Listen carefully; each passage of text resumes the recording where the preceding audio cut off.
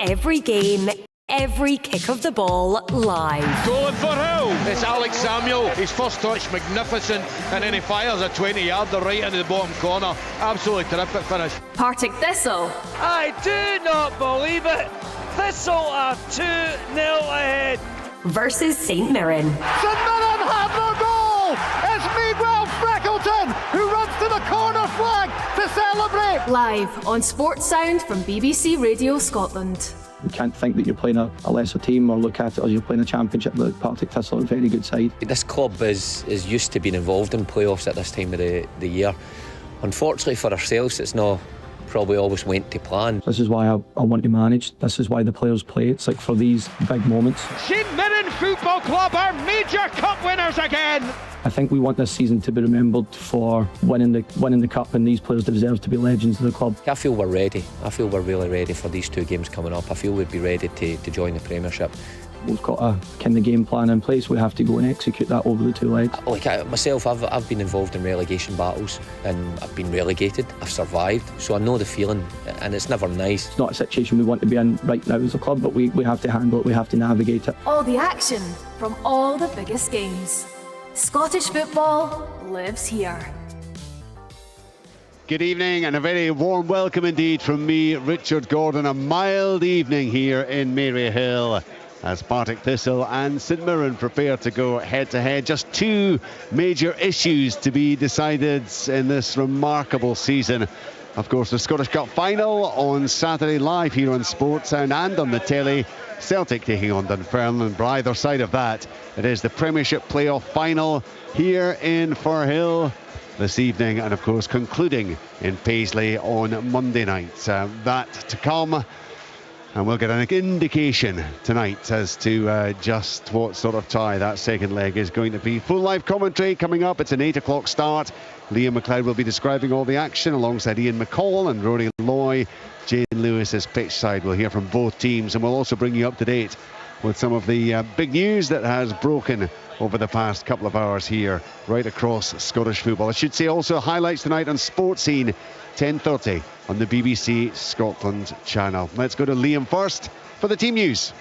Yeah, Partick Thistle having another go at the playoffs. Richard, they've been involved in the Premiership playoffs at some stage in each of the last 4 seasons, losing to Cali Thistle in the quarters in 2022, and then the semi-finals in the last couple of campaigns against Wraith Rovers and Livingston, but of course most notably a game that will live long in my memory and indeed yours, because we were both there in Dingwall when Thistle lost from 3-0 up on aggregate with 20 minutes of the 90 of the second leg against Ross County to play.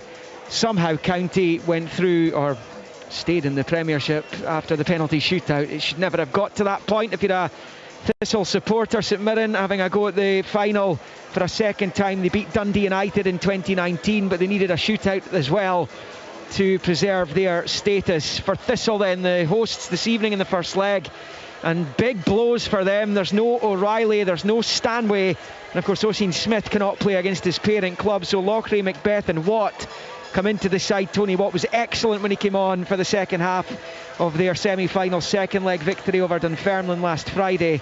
So he starts. It's Clark in goal, McPherson, Ashcroft, Lochray and Redding at the back. Chalmers, Macbeth, Crawford and Fitzpatrick, with Watt and Samuel leading the line. The bench: Budinaukas, Logan, Turner, Mackay, Stephen, Faulkner, Dolan and Let Sosa. So they're down in numbers are the Jags. They'll be hoping to get at least one of those regulars back for the second leg in Paisley on Monday evening. 4 changes for St Mirren from the side that started the final Premiership match of the season, their draw with Dundee United, and it's 1 change, if you like, from the team that won at Pittodrie, a rare victory for them recently. Dropping out from Sunday are Richardson, Idowu, Young and Douglas. Into the side come King, Devaney, Phillips and Mandron. So it's Sinclair in goal, of course, on that emergency loan from St Johnstone. King, Gogic, Freckleton as a back 3. Fraser and Tanzer wide, with Devaney, Campbell and O'Hara in the middle, and Phillips supporting Mandron up front. On the bench, Tamas Avicius, the young goalkeeper who we saw play against Celtic in that Scottish Cup semi-final that went to extra time. Richardson, Idowu, McMenamin and Lundaloo Calvin, Young, Douglas and Faulkner. The referee is Ryan Lee, and Andrew Dallas and Grant Irvin are looking after VAR, and a certain Don Robertson is on fourth official duties this evening, Richard. You might be talking about him at some point next hour. Yes, I think we might well be. That following a Scottish FA statement. You may have heard that in the news there. We'll touch on that later. Let's concentrate on the game for now. Partick Thistle, they've had a terrible, as Liam was outlining, a terrible run in the playoffs. They've played more Premiership playoff matches than any other team, but they have yet to taste success with those two semi-final defeats, two final defeats, a quarter-final defeat prior to that as well. So desperately hoping this is their time. They could do with not having the selection problems that Mark Wilson has had to face up to. Ian McCall with a few regulars out. Of course, Oisin Smith can't play, and injuries also playing their part. Yeah, I think young Stanway obviously is a big blow for them, and O'Reilly as well. I think we knew he was injured anyway, and we knew Smythe was obviously a St Mirren player and can't play, but Stanway has been the kind of beating heart of this team, some would say this club this season, the kind of poster boy for the academy. And I met him downstairs, and he was really wanting to get the message out that he is actually injured, and he's been carrying one for a wee while. He's not got a move on or anything like, because anybody who knows the boy is just, he's so desperate to play. He thinks he may have a chance for Monday. Slight problem with his hamstring, but it's a real rejigged midfield. I think the two main midfielders, Stanway and Smythe, aren't playing, so it'll be a big ask for them. Before tonight, Richard, you probably heard me, I was very confident Thistle or Dunfermline would be favourites here to beat St Mirren and beat them over two legs. Unfortunately, I'm not quite so sure now. And is that largely down to the team that Mark Wilson has kind of been forced to play, or is that just partly down to playoff nerves? Well, no, it's not, I wouldn't say it was playoff nerves. I think Thistle sit as club between 8 or 9 and 15 or 16 in Scotland, so for them to get the playoffs every season is good. Granted, it'd be quite nice to win it one year. This is the fifth time Thistle have been in it, so I just think St Mirren just looked to have turned a little corner, and you get a win and a draw, a good win at Pittodrie, draw against Dundee United. It will give the players a little bit of confidence, and young Craig McLeish has been banging on about they've actually, apart from one game, I think it was a Kelly game, and Kelly ran over the top of them, they've been really good, and they haven't had the points that their performances merited. I just feel physically they look quite strong. And maybe that little bit of confidence would give St Mirren the edge. And listen, of course I want Thistle to win, but you've got to be impartial here, working for the BBC as we do. So I think it's going to be really tight. But as I say, a week ago I was very confident that Thistle or Dunfermline, either of those clubs would get through. Not so much now. The St Mirren lineup, Rory Loy, bit more experience in that team, and of course I guess they have to be Boyd, having just got a couple of results that would have much needed, let's be honest, given the run they've been on.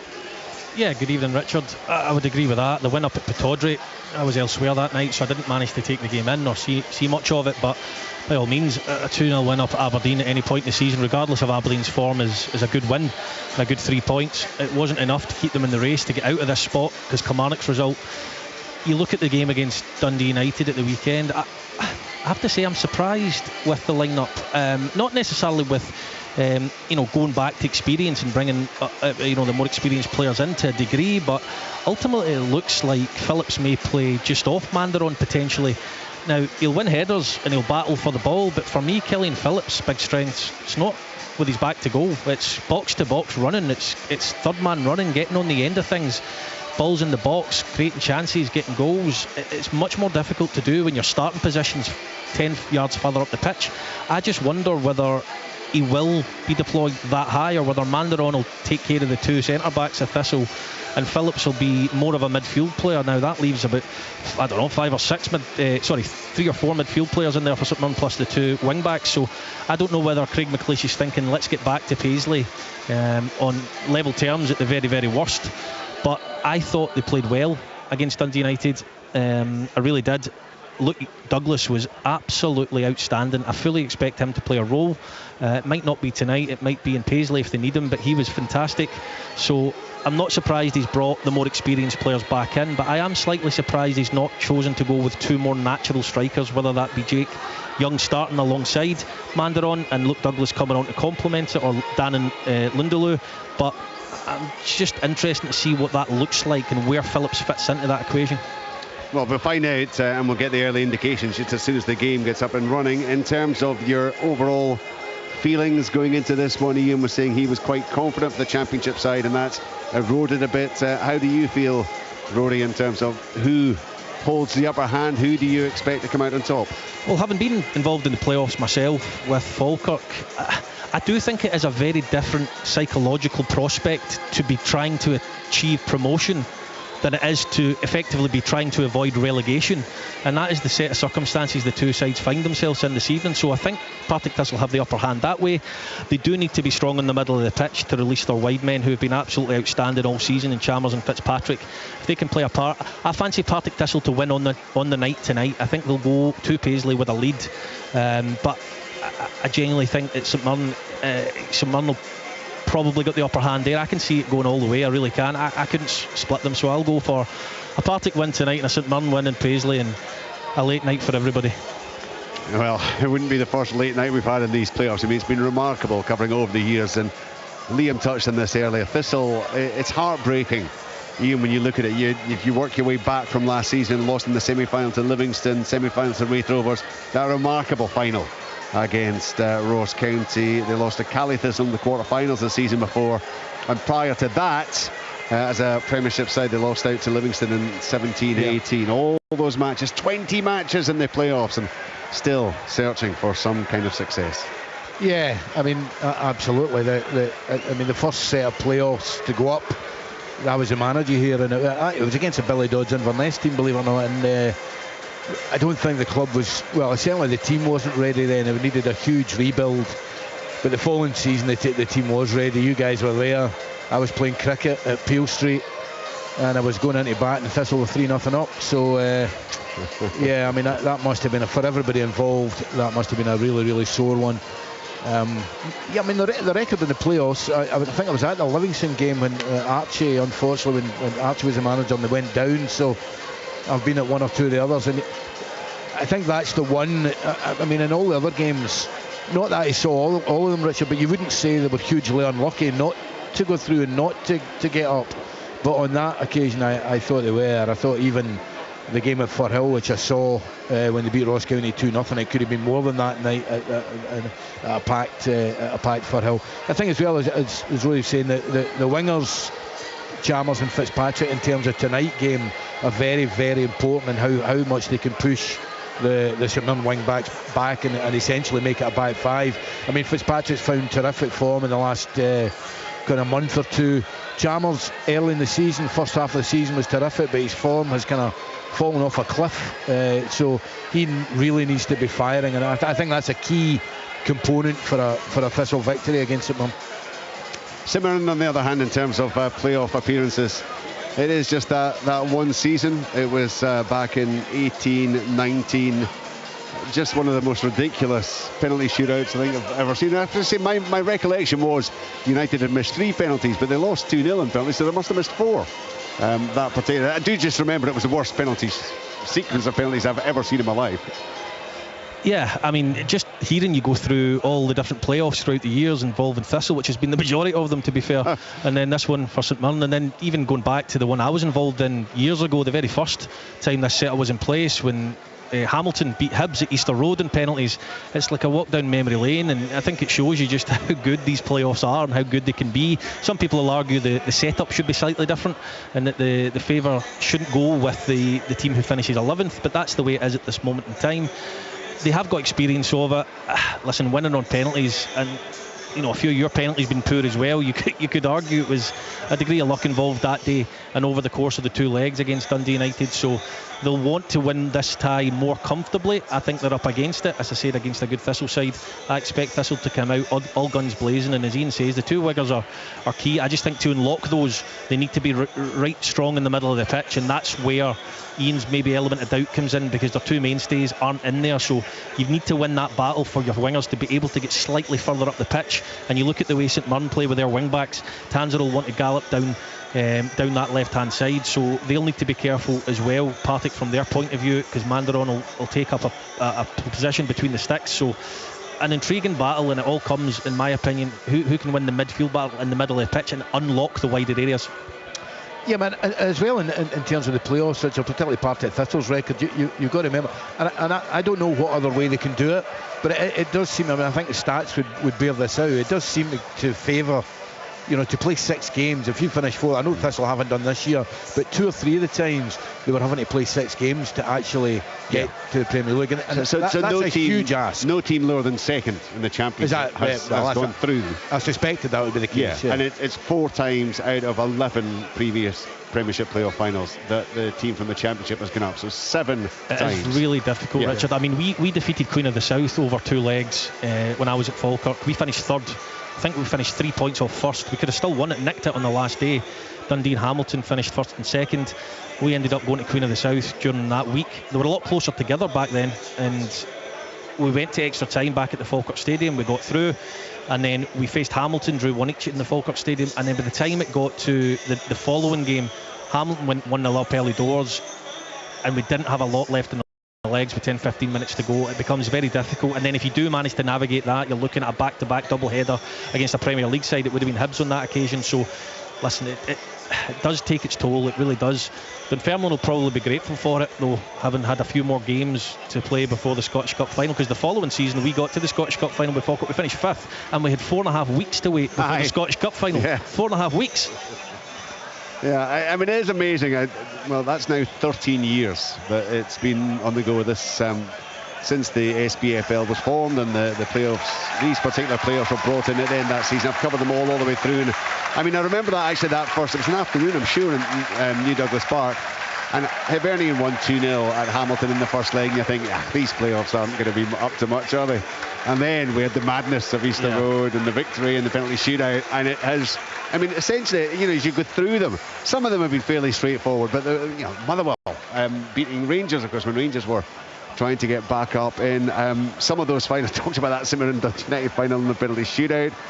Dundee beating Kilmarnock. All the drama we've seen at Dingwall over the last few years, and it's a rare thing that we're not up in Dingwall to round things off. I mean, yes, there can be arguments, and yes, there can be discussions about the format and how it does benefit. It clearly benefits the team finishing 3rd. But my goodness, they've been an incredible boon, haven't they, to the end of the season? Yeah, they have, and whether they're fair or unfair, you get the feeling sometimes that if a team finishes 4th in a league of 10, like 17 points off top, yet they can still go up. But you cannot deny the excitement they've generated, and they just have at all levels of football. Maybe not as big a crowd as this, but the Lowland League to League 2, League 2 to League 1, League 1 to the Championship. I mean, they all generate huge excitement, and as you'll see this tonight, an absolutely stowed. Pretty sure they're opening it up down in English Championship to the 8th place team now being involved in playoffs. Right, let's get down to Jane Lewis. She is with Craig McLeish. I am indeed. Craig, how are you feeling? How are the nerves? No nerves, excited about the game. Been looking forward to it. We've had good prep going into it. The group's in a good place. We're full of confidence, but we know it's going to be a tough game, and we know we have to be in top of all aspects for a game to come away with a positive result tonight. You come into this one off the back of a win and a draw. Do you feel you got some momentum coming into it? Yeah, a little bit, but even before that as well, our performances have been positive. Throughout my whole tenure, the boys have been great. They've bought into everything that we've tried to do. Loads of good performances. We've maybe just not had the results at times, or a bit of luck that we maybe needed, and the injuries have still kind of piled up, but on the whole we've been in a good place throughout this whole period.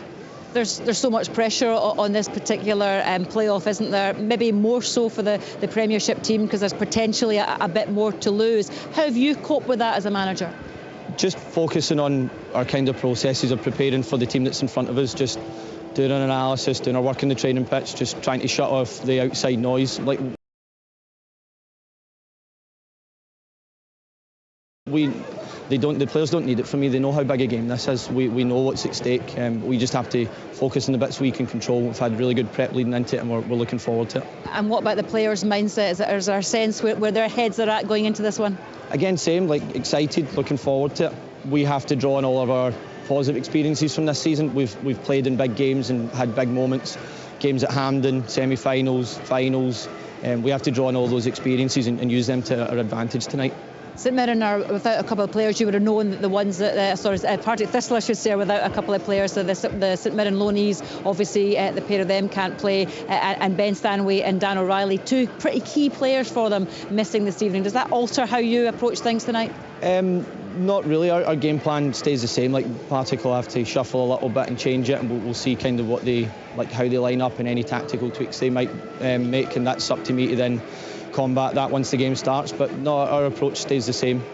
And in terms of what you're expecting from them, obviously you faced them in the Scottish Cup a couple of months ago. Those players would have been involved in that, of course, but are you expecting a much different Thistle side from that March meeting? I think from all the games that I've watched, Partick, Mark Wilson's got them set up really well. He's a very good coach. I've enjoyed watching how they play.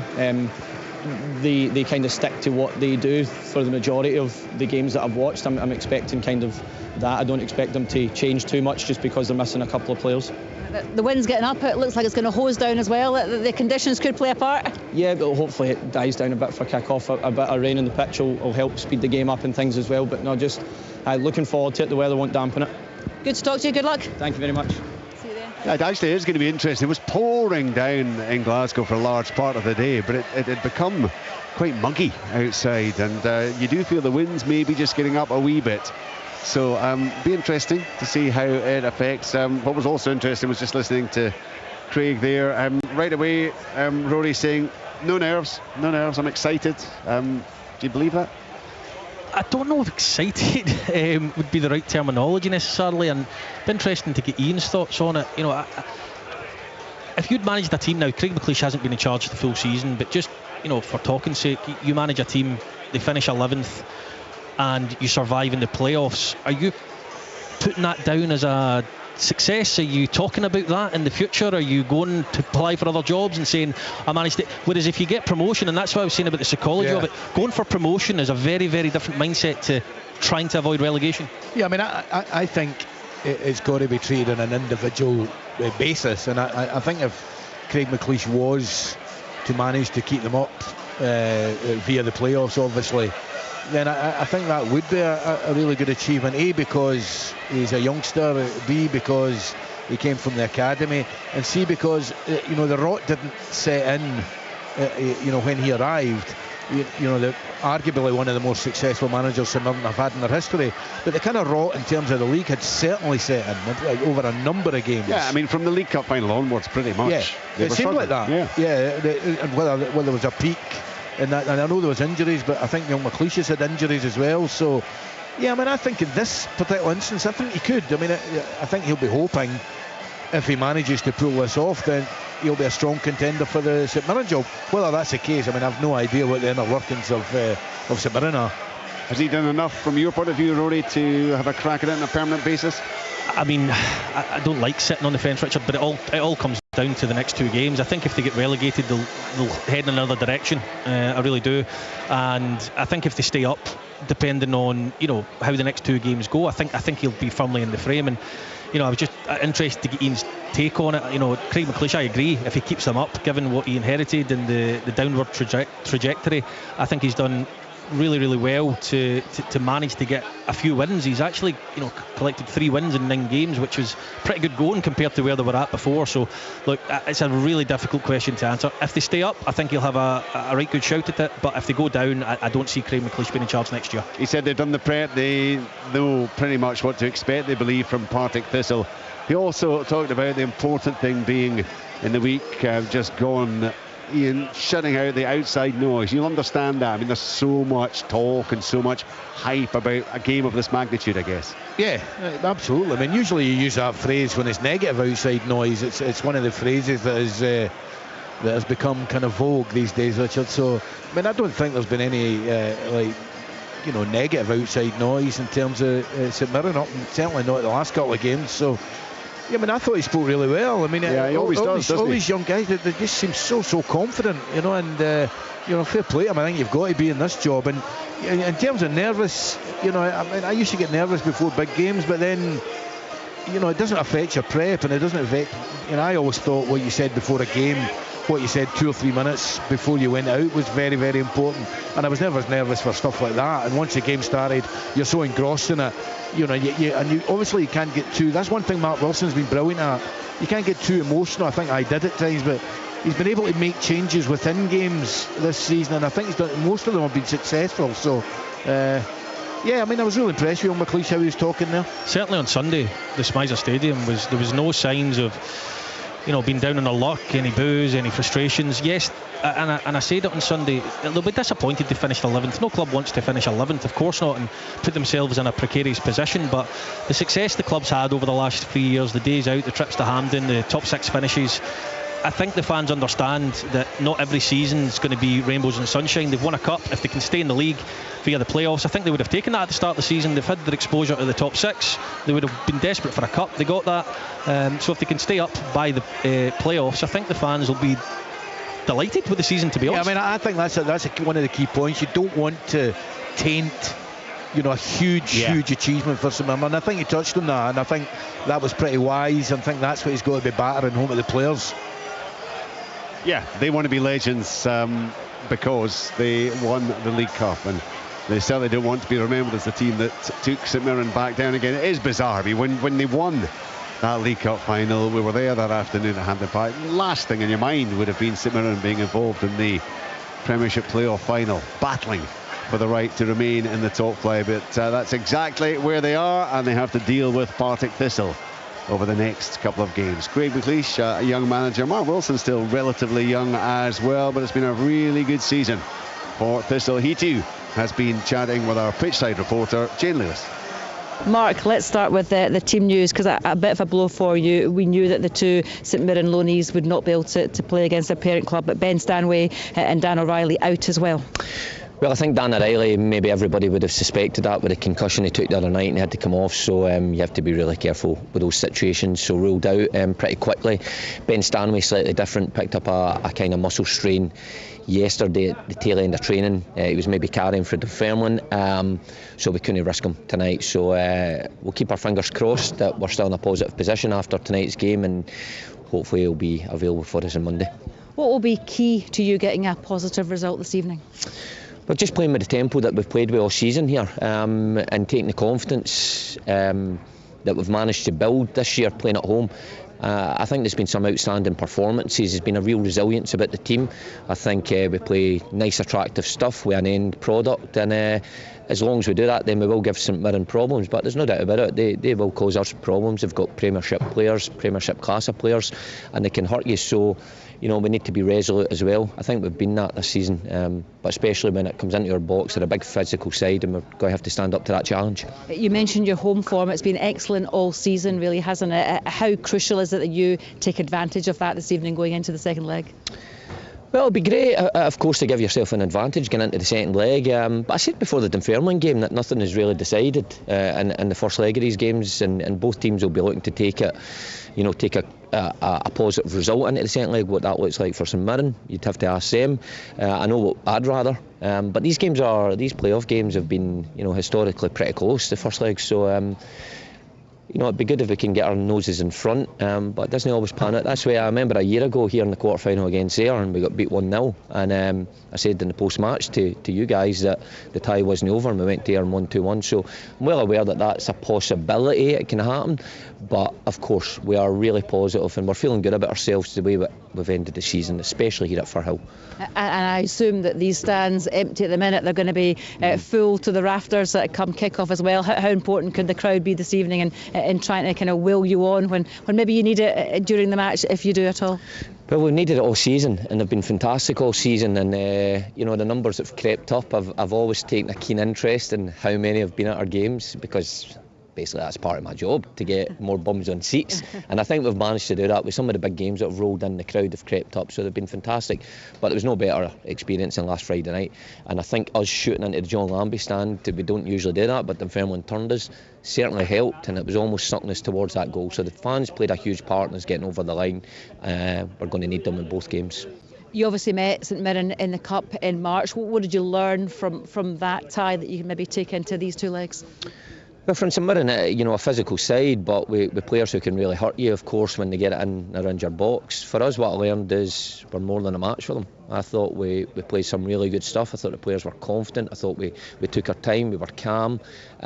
Maybe just didn't create as much as I would have liked in the final third on that occasion. But it certainly showed me that this group of players, mix of youth and experience, can compete against this St Mirren side. Just a final one, history will tell us that not always, but usually the Premiership side, prevails in these kind of playoffs when they get to the final, obviously. What's your feeling about that? How do you try and reverse that kind of psychology with your players, if you like? What you have to do is look at Livy last year. Yeah. We were beaten by Livy in the semi-final, and they drew at home to Ross County and then went away and won. So they bucked the trend. We're pretty similar in terms of how they were last season, so we don't have to look too far for inspiration. But I've been in relegation battles myself. It's not an easy place to be, in the mood in the camp. I think this is the first real promotion gig I've been involved in, and I know the feeling in our camp. I mean, everybody's buzzing coming into training every day. When they came out here on Friday night and saw the home support, I mean, the feeling after that was exceptional. So we're embracing that, we're loving it. I really don't want the season to finish, but sadly that this is our last home game, and we really want to give these fans something to cheer about going home tonight. All the best this evening. Thanks. Last home game of the season for Partick Thistle. Mark Wilson emphasising just what kind of support they've had. He's talked about the attendances creeping up, which is a good sign over the course of the season, and it's a remarkable run that they're on. They haven't lost at home in the league since the 12th of April 2025, so it's a strong home support. And he talked there, Ian, about using the same, I suppose just exactly what Craig McLeish had hinted at. Mark not changing anything. He expects his team to play with the same tempo, the same attractive football they've been employing all season here. Yeah, earlier on in the season, certainly for the first half of the season, when Firhill was still in really good nick, which it looks like again now, they played some great stuff. The best game I've been at this season, I've said before, was Wraith Rovers versus Thistle at Firhill here, and Thistle won 3-2 and it could have been 5-5. It was a kind of football from a bygone area. The two wingers, Chalmers and Fitzpatrick, literally were wingers. They stayed high and they stayed really, really wide. It's got to be applauded what Mark's done. I had him as a player at Dundee United, and it was I don't know how many caps he's got, Richard, but if it wasn't for his knees, he'd have had twice that amount, because he was a top class football and a really unassuming boy. And it also shows you in management that I think I've said before, if Mark had applied for this job, given his record, he probably wouldn't have got it. No. And Brian chose to leave, and they went with Mark, and he's let's be honest, he's been absolutely brilliant, and to finish second was great. And I think it's a bit misleading that St Johnstone won the league by 11 points. I think it was that was just at the end of the season when things were dead, etc. But yeah, a terrific job he's done, and hopefully they won't miss the two centre midfield players too much. I thought Ben Stanley would have been the ideal replacement. He would have played anyway, but for Ozen Smith, and I'm not even sure it would have weakened the team, to be honest, against the St Mirren side. So it'll be interesting to see what they do, and I hope they don't miss him too much. Actually, just a word about Mark. I was thinking that, I was listening to you when Ian picked up on it there, Rory, and you think back, he had that spell at Airdrie, of course, and but he kind of drifted out of the scene. I know he was doing a lot of media stuff. He happened to be around this place, and of course he stepped in, and what a job he has done. Yeah, it came about very organically, where he's in the club. He then steps up along with Brian Graham. He gets a bit of exposure to working with the first team at Partick Thistle, and as Ian says, Brian Graham moves on and Mark Wilson gets the nod to come in. So he's obviously impressed the people who make the decisions during the time that he was here, and working closely with Brian Graham as interim manager. So look, you just got to look at the facts, Richard. They've played 47 games this season. They've lost 6 in 90 minutes. 6 of them in 90 minutes. And one of those was against Celtic. So, you know, the Celtic were very good that night as well. So, as a young manager, as they say, coming into the Championship, which I've played a lot of games in the Championship, but with that type of record comes with consistency of selection. A lot of Mark Wilson's weeks will be rinse and repeat in terms of knowing exactly the team he's going to put out, and if you are missing a couple more come in, they might not be as strong naturally, but they understand the role. Whereas St Mirren's full season will have been rip it up and start again, right? We need to try something different, we need to try something new, especially since the League Cup final, and that comes with its own headaches. But for Partick Thistle to be where they are just now, and for Mark Wilson to be sitting there every week just thinking about training and not having to worry about who he's going to pick in his team, must be for a manager. Yeah, and also I think something that the talent identification, the signing of some of the players. I mean, I personally, I couldn't believe that they signed Alex Samuel.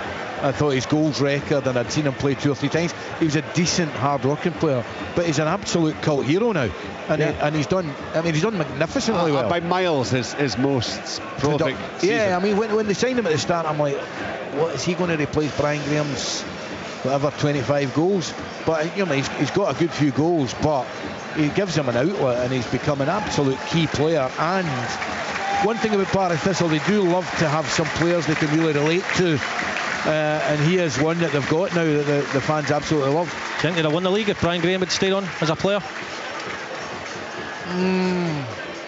I'll say yes, because it's Brian Graham and he's probably listening. Right, Brian, you can read into that whatever you wish. We are heading towards kick-off time. We're in less than 20 minutes now. Just one final thought. Mark referenced it a couple of times, Rory, about St Mirren, big, powerful, aggressive team. Are we in for a real kind of contrast in styles here tonight? I don't think so, Richard, based on what I've seen under Craig McLeish. If it was Stephen Robinson's team coming here tonight, and again I must stress that's no slant on Stephen Robinson, he had, and Ian McCall's mentioned it, he's one of their most successful managers in history, so it's not a criticism, it's just more fact based. And Stephen Robinson said that about St Mirren when they went up to Pittodrie, that they would be in for a physical battle, so he sees it as well. But I think Craig McLeish wants the ball to be moved more before it goes forward, which, you know, some people like, some people don't. However, what I would say is they have lacked a bit of cutting edge when it comes to the speed of which they move the ball, so they will need to do that well tonight. But in terms of a contrast in styles, you know, a footballing team against a big strong team who are just going to lump it up the pitch, I don't see that happening. I think from what I've seen under Craig McLeish, St Mirren do try and play a little bit of football, it's just who can play it better. Right, I mean, the lovely thing, and you come along these games, and you always, I mean, obviously we love the football, it's great to watch everything that's going on out there on the pitch, but inevitably you pick up things, and particularly around Scottish football there are some bizarre sights. I'm not quite sure, and I'm hoping someone might have an answer. The John Lambie, I have no idea what they're doing. It looks like 300 Teenage Mutant Ninja Turtles. I have no idea. So what we've essentially got is the ultras, I guess, if we're calling them that. The guys who come along the games wearing the black. You know, normally get the black t-shirts, the black tops, black trousers. But each and every one of them is wearing one of those kind of yellow, what would you call it, a pack-a-mac? Yes. One of those kind of disposable poncho-style raincoats. There's others with purple on as well. As you go up, there's loads with purple kind of rain max on as well. There is, yeah, that kind of blended in with the... Oh, yeah. Right, okay. Maybe it's part of the display that we're about to see. Well, hopefully. When the players come out. But it's something to keep an eye on. Anyway, live action unfolding as ever here on Sports and BBC Radio Scotland. The first leg of the Premiership playoff final. Partick Thistle against St Mirren kicks off at 8 o'clock. The highlights on Sports Scene tonight, 10:30 on the BBC Scotland channel. Let's just go to a couple of stories that broke within an hour or so of us coming on air, and the news that all Motherwell fans were dreading. Ian, the departure of Jens Bertolascu. He has gone. He is the new manager of Toulouse in France. It'll be bittersweet for Motherwell, because I would imagine each and every one of the fans, probably by about halfway through the season, felt they were going to get 1 year out of him. Yeah, I mean, he has been breath of fresh air, magnificent. You know, he's been accused of being a little bit arrogant. I've never seen that. I've got to say, I just don't see that at all. So it's a huge loss for Motherwell. But you know what? you know, you're reading some of the comments from Motherwell fans. Usually, if a manager leaves, is headhunted after a year, he gets absolute dogs abuse. I mean, I left Ayr United after about 5 years and I get dogs abuse. He's left after 1 year and I never really saw any negative comments, which kind of tells you how he integrated himself with the club, and obviously that comes with results and the level of football we played. I think it's just a little shame that they had that run of 9 or 10 games when they only won one in the kind of business end, or they could actually have been really involved in it. Just about the point where everybody was saying, yes, we could actually have a 4-way title race here, and then the breaks. Yeah, I remember saying that myself, Richard, and you know, having watched them, I watched them a couple of times early, and I didn't quite see, you know, when they weren't winning games, they were draw. I didn't quite see what everybody was talking about then. I saw them and won, and I thought, wow. I mean, players that you've seen playing. The remarkable thing for me was it was players that you've seen playing for many years in Scotland turned into these footballers that were just kind of sublime. It was good. It was great. Yeah, Scottish football will miss them, Richard. Absolutely. There was so much to enjoy. I thought even the final game there against Hibs, the first 45 minutes, the football they played was just astonishing. I was talking to Tam Cowan yesterday, actually, about the thing we were doing, and he was like you, Ian. He was in the League Cup ties right at the start of the season. You're just looking at this. You're looking at some of the players who are trying to do what he's asking them to do, and you're thinking, wow. And then they went to Tynecastle, and if you remember, they were 3-0 up at Tynecastle. Tam was saying he was sitting between Gary Mackay and Billy Brown, two Jambo legends, and they were just waxing lyrical about Motherwell, how they were playing that day. And for a large part of the season, Rory, it carried on, didn't it? It did, and you know, you hear people within the building. I've got a couple of friends at Motherwell, the consistency of message, but being able to communicate that message clearly and concisely for players to be able to understand it, because there's loads, and I've worked with a few coaches out there who, in my opinion, have great knowledge, but sometimes there's that little bit of struggle to how do you communicate it? How do you get the person that you're talking to understand what you mean? And his communication seems to be clear, concise, and very good. And listen, you are full of statistics and things, Richard, but one thing I would say is I don't know if there'll ever been a club outside Rangers and Celtic that have had the top scorer in the league and the goalkeeper with the most clean sheets in the league. That is, at both ends of the pitch, quite remarkable. Yeah, just to say, Richard, Billy Brown, Sergeant Major Brown, would not have allowed us to go into our own box and take the ball. There is no chance of that happening with him and Jim Jeffries. No chance. No, and I'll be honest, even, you know, we're all getting on a bit, or those of us who are at this age or this stage of our lives, and even now I still wince when I see central defenders taking the ball 6 yards from goal. But under Askew, and look, they came a cropper a few times, but under Askew it seemed to work, and there was that sense of inevitability. And I must admit, I did wonder if Celtic would be tempted towards Jens Bertel Askew, whether they have been or not, I don't know. Yeah, maybe I'm naive. I don't know if Rory's done a bit of work in Toulouse, but I expected possibly a bigger club than that, a higher level club like that for him to move. But you know, it's one of these. It seems that the deal's been done very, very quickly. You know, we first heard about it about a week ago, or there was rumours about it about a week ago. And you know, for what he's done for Motherwell, it's only a year, but he deserves. I thought the Celtic game, Richard, with the infamous penalty game, I thought that night Motherwell absolutely played Celtic off the park. They played kind of Celtic football against Celtic, so he's been great for Scottish football, and the directors of Motherwell have got a huge task, and so is the incoming manager. I think mid-table in a top 5 league, and you know, the French league mid-table, I think if you have that level of success at Motherwell, I think that's a good. I wanted him to stay within Scotland regardless of where he went, and it would have inevitably been Rangers or Celtic, and I just would have liked to have seen him stay.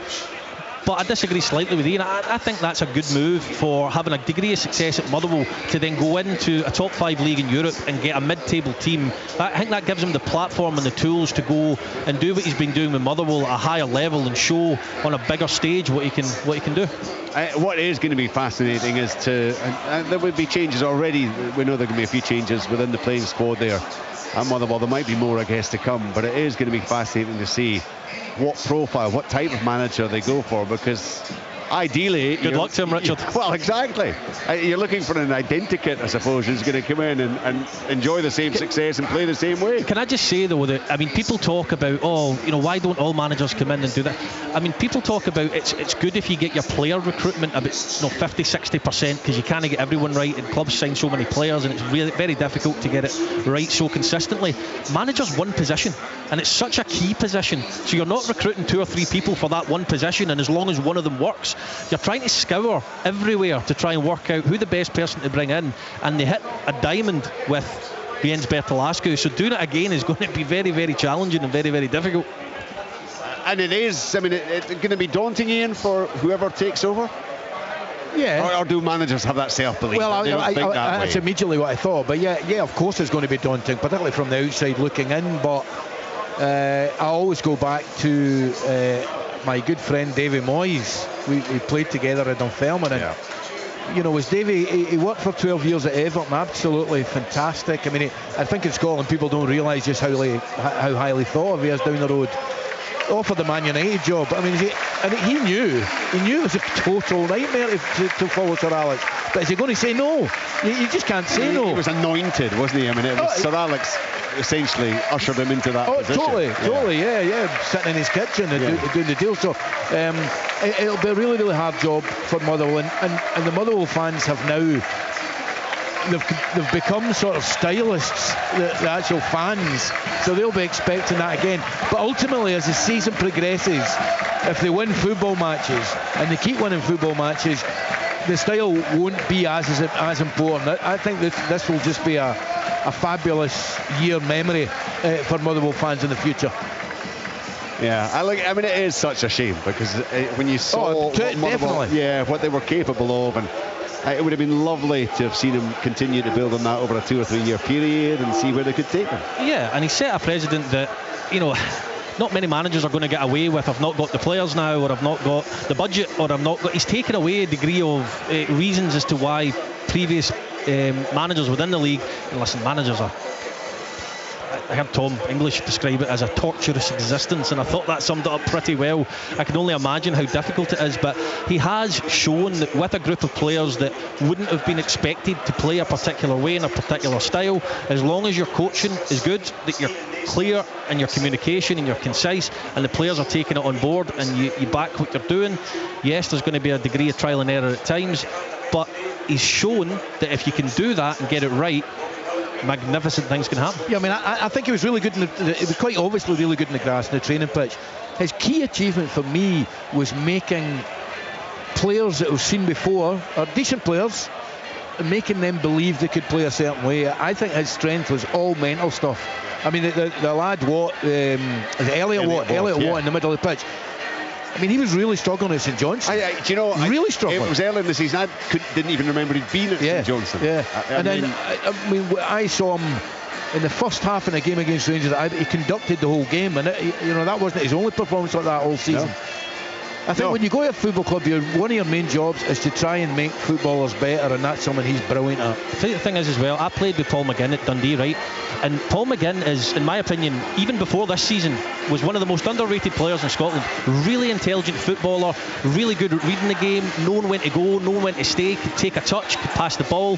However, he's always played in a team in Scotland that would play a way that you would expect them to play. Don't get me wrong, we had a good side with Kevin Thompson, Gary Harkins, we had Greg Stewart, Kane Hemmings. We had a right good side, and just at times you're looking at Paul McGinn thinking he's a very good player, but he doesn't get the credit for it that others do. And then he goes to Motherwell and he's working under a manager who's able to unlock that, and that's no criticism of the Dundee manager at the time at all.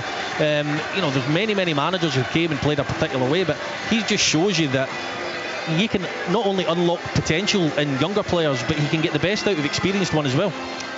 Yeah, it will be a season that the Motherwell fans will never forget, that's for sure. And all the very best to Jens Bertolascu. He came to Scottish football, and for a season at least, he absolutely lit it up. And I think not just Motherwell fans, but will leave us all with memories of what was a phenomenal campaign for that team. So Motherwell now hunting for a replacement.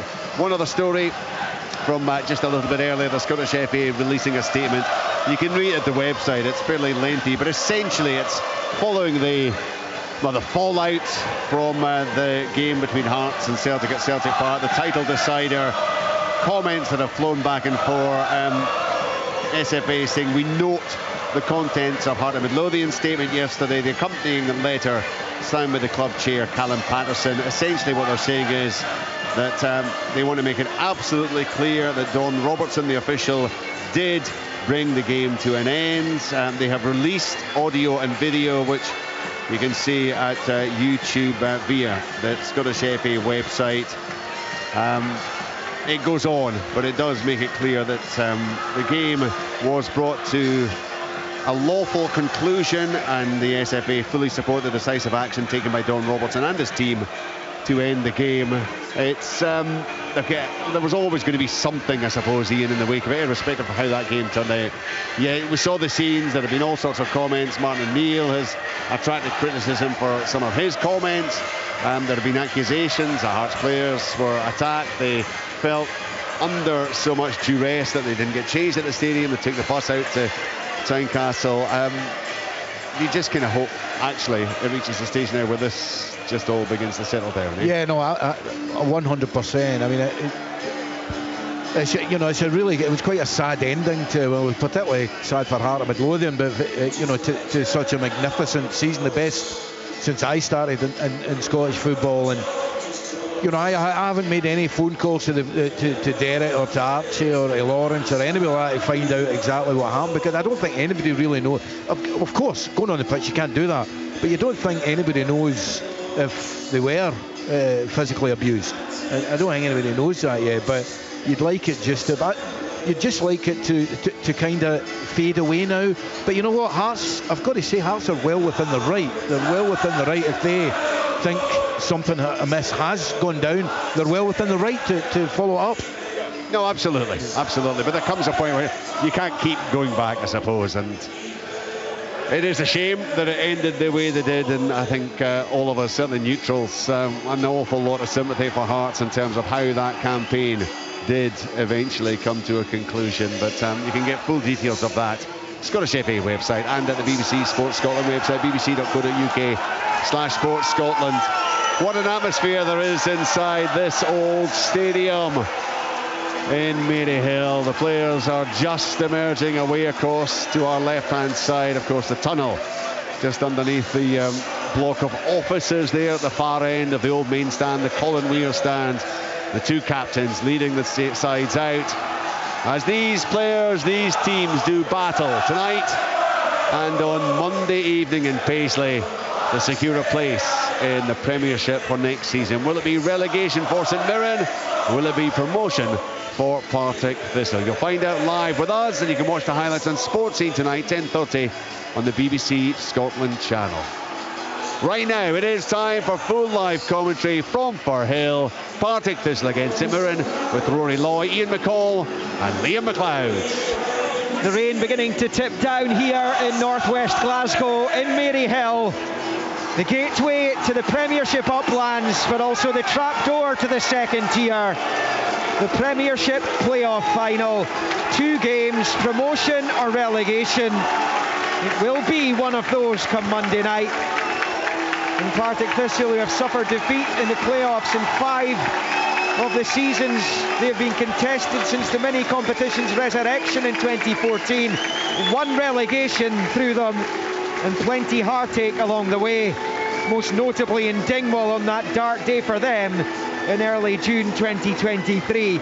Up against the relegation-haunted League Cup champion St Mirren. Can they prevent a tainting of their glorious victory over Celtic in December and survive for a second time in these playoffs, having scraped by Dundee United 7 years ago? For the neutral, it is the most intriguing of battles that will be played out here in Maryhill tonight and in Paisley on Monday. For those with a skin in the game, a nerve-shredding, nerve-wracking prospect.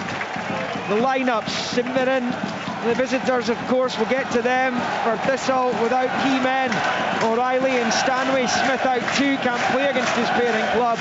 Clark in goal, McPherson, Ashcroft, Lockery and Reading, Chalmers, Macbeth, Crawford, Fitzpatrick, Watt and Samuel. And for St Sinclair, continues in goal on his emergency loan. King, Gogic, Freckleton, Fraser, Devaney, Campbell, Tanzer, O'Hara, Phillips and Mandron. The referee's Ryan Lee's about to get things underway. St Mirren will kick off, and they are change colours. The all black with red flashes, shooting right to left as we watch towards the open southern end of Firhill. Partick Thistle will shoot towards the north end in the John Lambie stand in their yellow, red and black.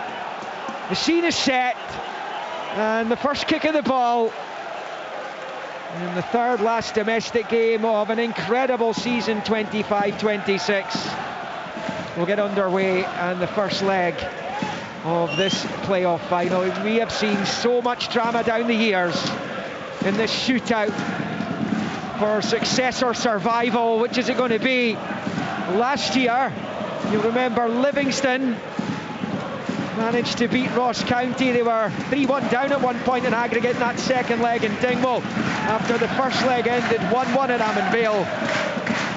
Thistle, of course, 2-0 up in that final 3 years ago now after the first leg, and then 3-0 up with 20 minutes of the second leg to play, yet still blew it. I still remember the faces on the Thistle fans as I left the stadium that night. They want redemption for that.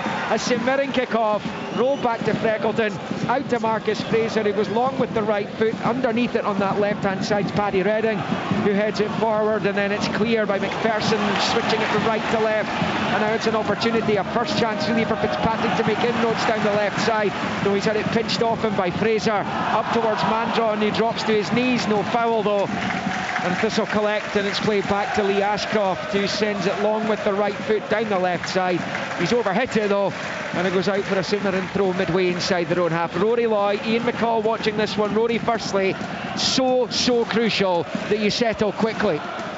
Yes, it is, Liam, for sure. If you can get that ball down and make a few passes, then ease yourself into the game. You'll take control of the game very, very quickly. Just interesting to see. Killian Phillips he's pretty much deployed as a striker. He's dovetailing Mandaron up the top, so it'll be interesting to see how he fares up there. That's a bit of a brave call for me. I don't see him as a natural striker, but yes, absolutely. St Mirren looked to have started a wee bit more nervously than Partick Thistle, but looking forward to it all the same. I understand that. They've only won 3 games away from home all season, have Saints. It's a very similar setup to the one that Craig McLeish deployed at Pittodrie in what was a rare victory on the road for them recently. Killian Phillips scored that night against his former side, and perhaps that, Ian McCall, is what he's hanging his hat on tonight, McLeish. Yeah, obviously. I mean, I think they put Richard King as went to actually right wing back, so I think Mark Wilson will see that as a chance for Aidan Fitzpatrick really to get at him. Barge and Samuel, the referees awarded the free kick, though they might well have been in over on that left hand side through Fitzpatrick. He's asking why the advantage wasn't played there. Has been brought back for a free kick to the Jags here just to the left of the centre circle, maybe a little bit further forward by the time they take it, but it's going to be an opportunity perhaps for Loughry and Ashcroft to get themselves in and around the St Mirren box. The Saints defence has got a really high line here, and a good 8, 9, 10 yards outside their own penalty box. This free kick's from just outside the centre circle, left foot bent in towards the back end of the St Mirren box, headed away by Tanzer, and then collected on this right hand side. They're going to get the first corner of the piece here for Thistle, and it's actually excellent play by them. Driving down this right side, Luke Macbeth found himself right of the St Mirren box. His cross is cut out, and it is the first corner. It goes to Thistle. Will be taken on this near side by Logan Chalmers. He's been such an important player for them. Long looping corner to the back post area, is headed away by Mandron, and Freckleton will try and keep it in play. He's been unsuccessful at doing so though, so Thistle will have a throw level with the St Mirren penalty spot wide on the left in front of the main stand. We're over in the back of the Jackie Husband stand, which is the same area where the TV cameras are if you're used to watching games on the telly. Here in comes the corner, or the throw in, the cross, and then cleared by Freckleton, and the referee blows his whistle for a foul on O'Hara just outside his own box. It's 0-0 in the very early stages of the first leg of this playoff. Rory. Yeah, goalkeeper glued to his line there on 2 occasions. It comes within his 6-yard box twice. No interest in even coming out to try and claim the ball, but really good start, positive start by Partick Thistle. Thistle went down through the playoffs in 2018. They haven't been seen in the top flight since. As the wind gets up a bit here, it's a long ball from Sinclair. O'Hara's challenged in the middle of the park there. It looked like a decent tackle by Robbie Crawford, to be fair, but the referee has decided it's a free kick. Ian? Yeah, I mean, I think Luke Macbeth there. I think it is a foul. It probably wouldn't have been if he'd done that 20 years ago, but these days I think it is a foul.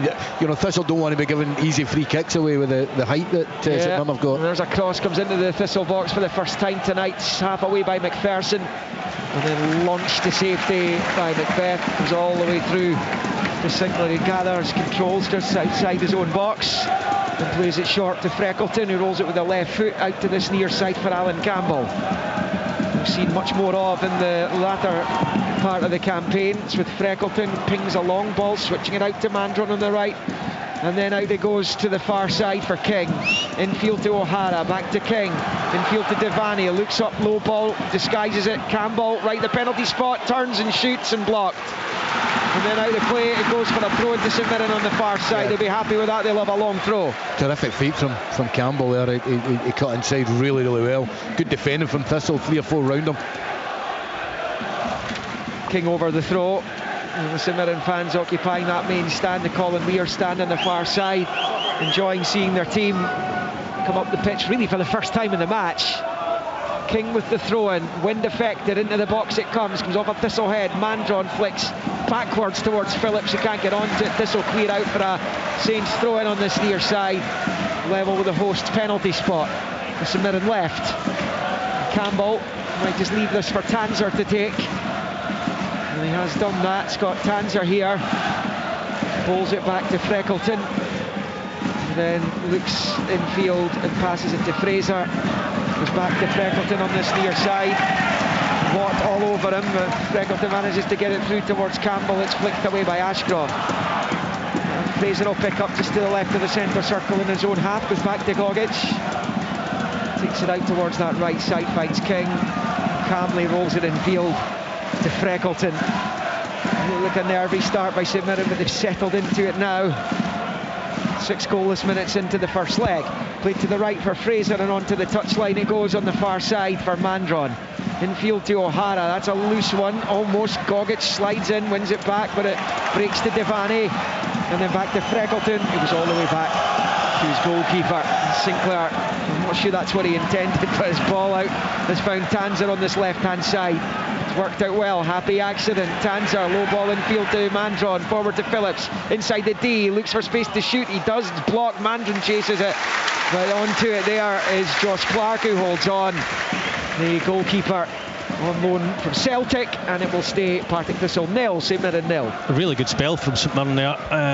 They've worked the ball really well left to right a couple of times, so they have, and that space for King out on the right hand side's been there in abundance. They just need to work it a little bit quicker at times possibly, but I was laughing at Gogic before, who almost tackled the ball on the halfway line.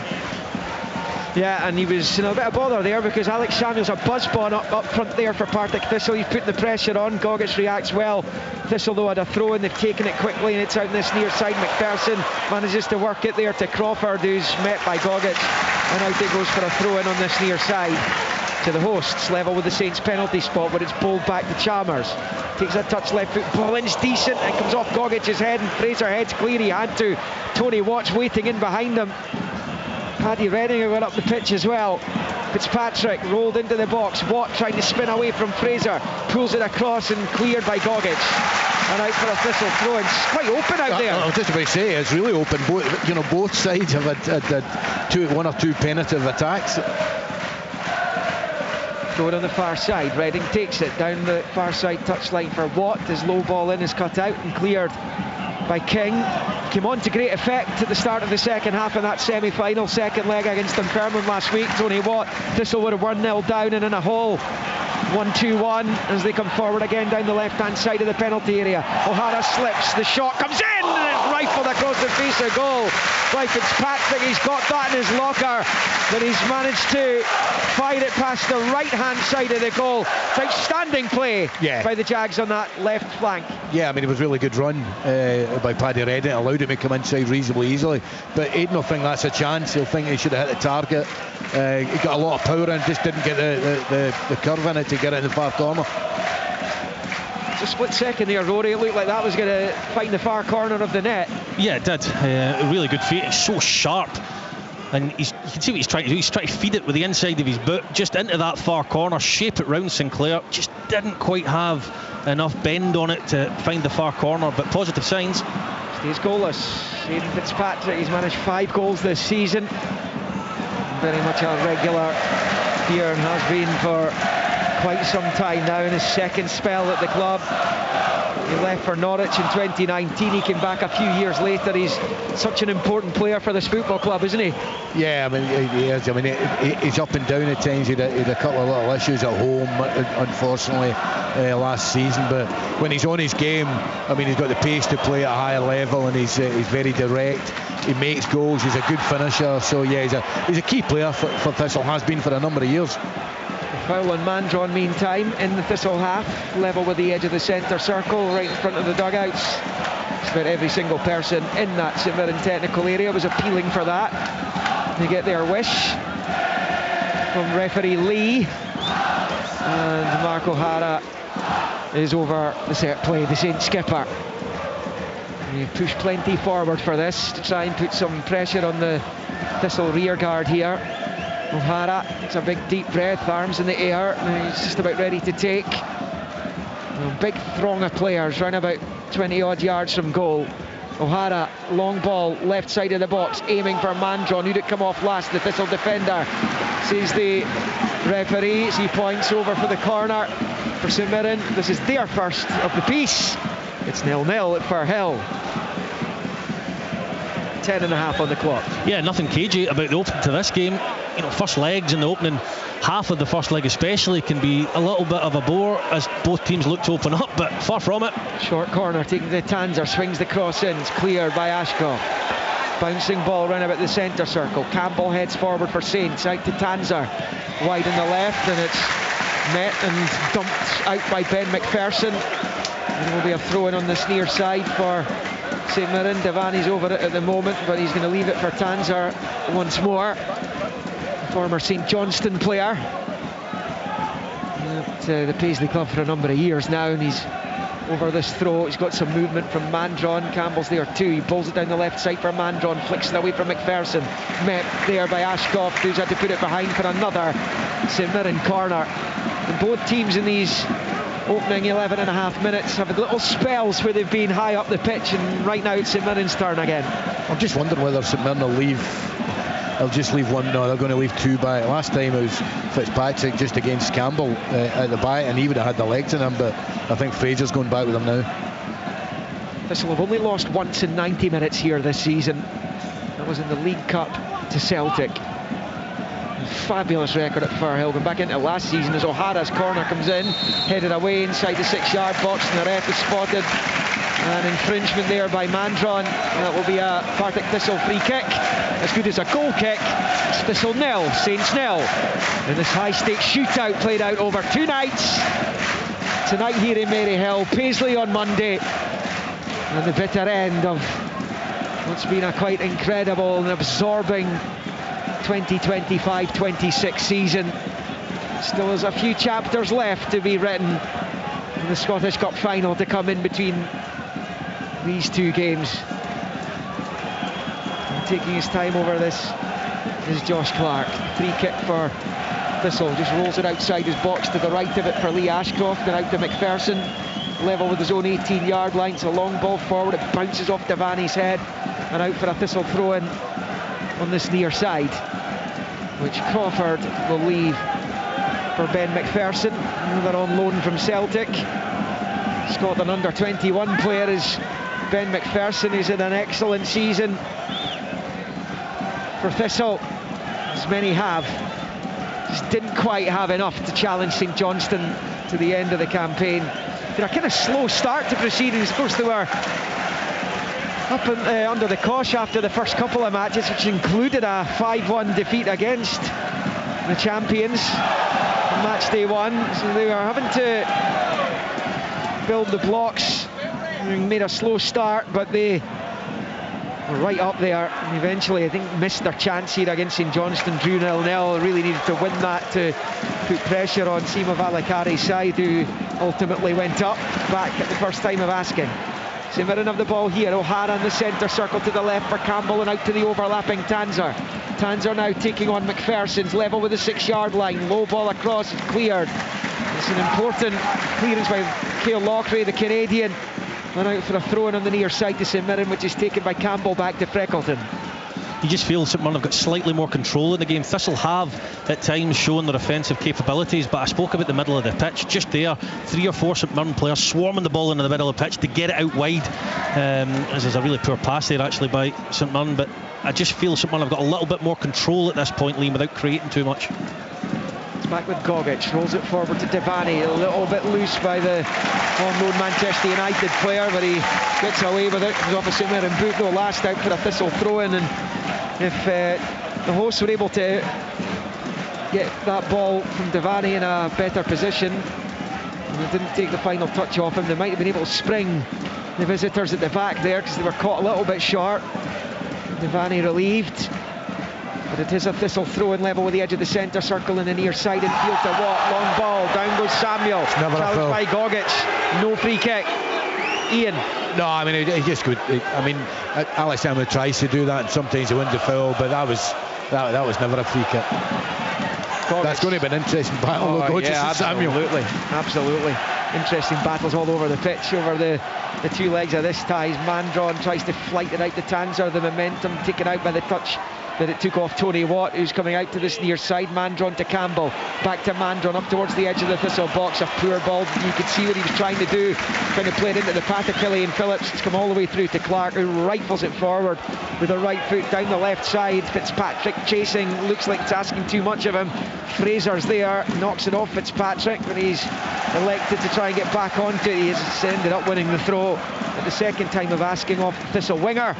And it stays 0-0 here. Yeah, Phillips is apologising to Mandron. It looked like a poor pass. I actually think he was looking for a wall pass, a bounce pass, just to pop it off him to get a shot, but he's picking up some good positions, Mandron. He's on it again. Yeah, that's a nice little touch with his back to goal, back to O'Hara. He rolls it out to King, wide on the right. Chip ball in, Phillips chests it back to Campbell, who volleys it goal, and it just drifts over the bar and clips the roof of the net on its way. He kind of sliced, volleyed it towards goal, and it just about deceived Clark. Had that been on target, it would have been interesting, because I think initially he's thinking it's comfortable, it's going well over. I think it was on target as a miss hit. I think if it's on target as a goal, but right at this minute Thistle's 2 wide players need to get more involved. They need to get on the ball. Aidan Fitzpatrick is playing really high, but when you do that, you've got to get the ball to challenge or Fitzpatrick, because they're taking a little bit of a doing in the centre of the pitch.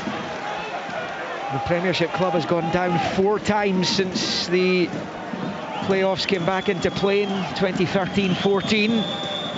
We've seen Hibs go down that very season, despite winning the first leg 2-0. It was one of the other spectacular playoff deciders when we saw Hamilton come from 2-0 down, won 2-0 at Easter Road, and sent Hibs to the Championship on penalties. Last season we saw Livy come up, so we've seen Hibs, Thistle themselves, Kilmarnock and Ross County all go down in the playoffs. County last year, and of course County back-to-back relegations. You just don't know what's around the corner if you take the tumble, Rory Lloyd. No, you do not, as Mandron is down the side again here. Yeah, Campbell bowls it to him, Mandron left-hand side. Causing all sorts of problems, Mandron. Yeah, he's having a good game. The big Saints number 9, and he's won a throw-in, which Tanser will take, level with the Thistle penalty spot. 0-0, we played 17 and a half minutes. Yeah, relegation from the top division can see you marooned in the lower leagues for years. There's plenty of examples of that.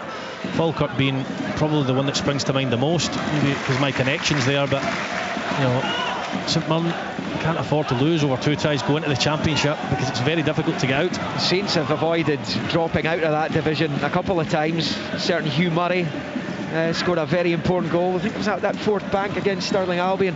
A certain Rory Lloyd, did you not score a really important goal for them at Easter Road? Yes, that was we needed a draw that day. We managed to get it, thankfully. Gogic turns it back to his keeper. The refs stopped play. I think they need a new ball, I think, is the issue. No suggestion there's a VAR check going on or anything like that. And it's going to be a new ball on the pitch, and the drop ball will be for the Saints goalkeeper Ross Sinclair, who answered the emergency call for the injuries to Fulton and George. The young goalkeeper we saw come off the bench in the Scottish Cup semi, Tamatavicius, is on the bench again today as Sinclair goes long, breaks to Campbell. His chest forward is cut out there by Macbeth, who's that towering presence in the midfield alongside the more diminutive Crawford, who's on it now and finds Chalmers on this right side. Dances down the touchline. The problem for him was he didn't take the ball with him, Ian. It stays 0-0. It's indicative of his form in the last 2 or 3 months. First half of the season he was absolutely magnificent, and it's not great pressure. Robbie Crawford. Here's Samuel at the edge of the Saints box, pokes it forward to Watt, pulls it back across, clever ball, couldn't return it to Samuel though. And St Mirren clear. Crawford collects, it's back to goal, works it wide right for McPherson, down the right side for Watt, level with the St Mirren penalty spot on this near side. Little ball in there to Macbeth, his little flick as he tried to play it to McPherson. It looked good, but it only looks good if it finds his teammate, and McPherson wasn't on the same wavelength as Gogic plays it out to Tanser on the near side. It remains goalless in Maryhill, the first leg of the Premiership playoff final. It's rolled to Mandron, really good ball actually, just managed to get it past Fitzpatrick. Mandron works the 1-2 with King, then back to King. Phillips in the box, takes a touch, shoots, and it's deflected wide for the corner. Killian Phillips had his hands up to his face there. That's a chance. Yeah, the Premiership side stays 0-0. I think it was a centre forward. He doesn't take a touch there. I think he goes and strikes it with his right foot. There wasn't so much pace in the ball that he had to take a touch, but it was really good counter. Thistle need to get hold of Mandron because he's coming off into areas and they don't know whether to go in with him. Communication. Don't know how they're going. I mean, Big Lee Ashcroft has done brilliant this season, but does not want to go into the wider areas or go in short with people. Mark O'Hara is over the corner on this near side. The St Mirren left as they attack the goal to the left, the open-ended bit of Firhill. It's lofted in towards the back post, headed half away. Phillips heads it back towards goal. Gogic helps it on its way, but it only favours Josh Clark, and the Thistle keeper has got both gloves on it now. Right side of his box, and he's bowled it underarm there along the grass to McPherson, who takes it up towards the halfway line. It stays Thistle 0, Saints 0. Just on the Tony Watt, he's cut it back there, and it was a clever idea. I really enjoy watching Tony Watt. I think he's an intelligent footballer, but I don't think he gets the goals he's played deserves sometimes. For me, go and put that right across the goalkeeper. It might go in the bottom corner, the keeper might save it and somebody follows it in. Take an opportunity to shoot, because it's a really good run. Quite often he'll choose a pass instead of a shot. I'm not saying he's, because I don't think he's the most instinctive striker in the world, but I think if he can get that in his game, he scores so many more goals than his play that he does at the moment. Here comes Thistle. Fitzpatrick's popped up wide in the right, and he's midway inside the St Mirren half now, moving into a central position. Rolls it to his left. Redding's a good ball, but he couldn't find yellow and red shirt inside the penalty area. They're wanting a corner, they're not getting it. It's a goal kick, and it will remain goalless at Firhill. I mean, as well as St Mirren, I think St Mirren are the dominant team just now. I mean, there's not much in it, but you don't get, I don't know, maybe I'm wrong, you just don't get the feeling St Mirren are going to score. It's been an issue all season. I know, I get that with the stats, 30 goals this season in the league is one of the poorest returns we've seen, and St Johnstone scored one fewer than that. It was actually a season, no, it wasn't last season, it was the season they just managed to avoid the playoff against Motherwell right at the end. 30 goals from 38 games is woeful. It's 10 fewer than relegated Livingston. Yeah, they've got a weapon in Luke Douglas to come on. I really hope we see him tonight, and that's not taking anything away from Jake Young, who was also excellent in the weekend, but they've got two players on the bench there who were standouts at the weekend, and young 16-year-old, I think no fear, would thrive in this game tonight from what I've seen on Sunday. Liam. Fell by Alan Campbell on Watt, midway inside the Thistle half, so that's a free kick to the side. They were potentially going to be having to defend a difficult situation there.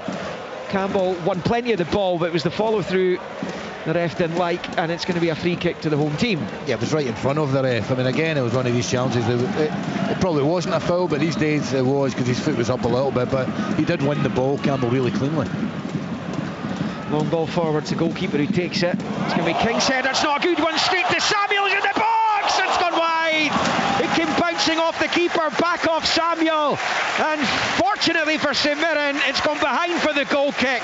They have just dodged a big bullet there of the Premiership side. It stays Thistle 0, Saints 0. I mean, Alex Samuel was really, really alive to the possibility, and I tell you, St Mirren did really, really well not to give a penalty away, not the goal, but certainly the goalkeeper could have gave the penalty away. I think it was Godgich could have gave the penalty away.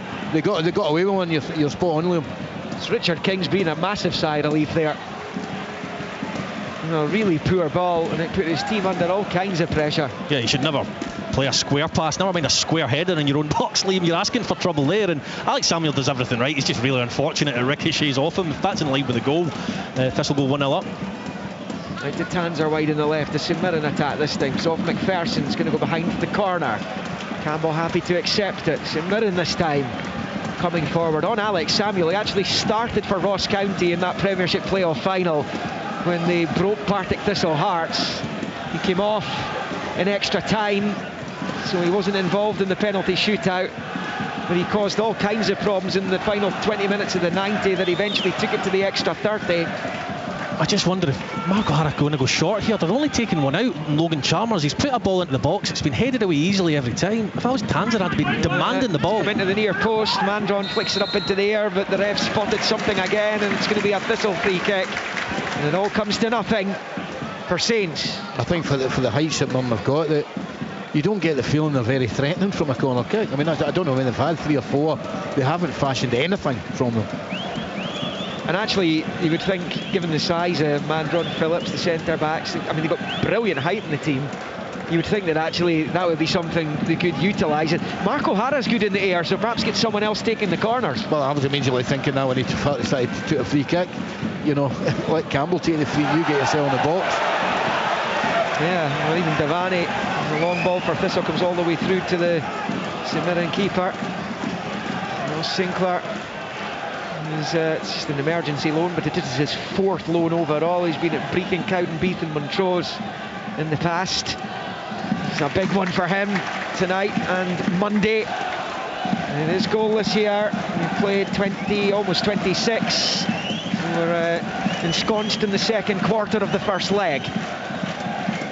Throw in St Mirren, wide on the right, just inside the Thistle half. Between the two dugouts. It's taken short to Mandron, back out the far side, and Fraser, you can maybe hear him in the background. Fitzpatrick late with the challenge. Marcus Fraser goes down, and the referee is giving St Mirren the free kick over on the touchline on the far side. It's one of my pet hates. As a striker, you close the ball down. I can't see from here on this occasion, but 9 times out of 10, you're trying to block the ball. St Mirren come down the right. O'Hara down the right hand side of the box. It's King, plays it across and it's blocked. They need Mandron waiting in the middle. It is away. Now on the far side with Watt, and then back it comes to Redding. Long ball with the left foot into the St Mirren half down that far side. O'Hara with a couple of headers eventually gets it away, and Campbell fires it to Mandron, who's looking to get Phillips away left hand side of the Thistle box. He's onto it, he shoots, it's saved well down to the left there by Clark. Killian Phillips looked like he was finding the bottom right corner. It stays 0-0. St Mirren come forward again with Tanzer. Now they really were threatening on that occasion with the League Cup holders. In comes the cross from Freckleton, comes off Ashcroft's head and back into the grateful gloves of Josh Clark, and it stays Partick Thistle 0, St Mirren 0. And that's the first time we've really seen St Mirren bare their teeth. Yeah, absolutely. I mean, Luke Macbeth takes he's better centre back, takes a poor touch. That's where it all comes from the middle of the pitch. But it's, he's got to save it. Clark's got to save it, but it's still a good save. Rory. Yeah. It's a good save. I think if he gets a bit more angle on it, obviously you can, hope you're finding the far corner, but it all comes from the middle of the pitch again. St Mirren are just a yard sharper, a yard quicker in the middle of the pitch. Tony Watt, they're playing a 4-2-3-1, and Tony Watt naturally is going to stay slightly higher up the pitch, and they're just getting exposed, the 2 midfielders of Partick Thistle. I feel a little bit sorry for them actually, because there's not a lot they can do in there against the 3 of St Mirren. Remember to come on Saturday, Celtic against Dunfermline Athletic in the Scottish Cup final, 3 o'clock kick-off, live here on BBC Radio Scotland with Sports Sound live on the telly as well. Then on Monday we're back with the second leg of this tie, St Mirren against Partick Thistle, 8 o'clock kick-off again in Paisley, and then it's the national team. It's Scott Tanser wide in the left, his cross cut out by Chalmers and behind for a St Mirren corner again on this near side. Good little spell this by the Premiership team. It is. It's basically, he's right, the middle of the pitch is a problem for Thistle, but Mandron is just coming off. I mean, it's not even great movement, he's just basically coming towards the ball. Sometimes springs at an angle, nobody's coming with him. There's not even any screen on it from one of the Thistle midfield players, but you've got to have a centre back a wee bit closer than that, because you start to get in really good positions. O'Hara will take this one again, he's taking them all, and it comes with the right foot. It's a good delivery, it's headed away in the 6-yard line though.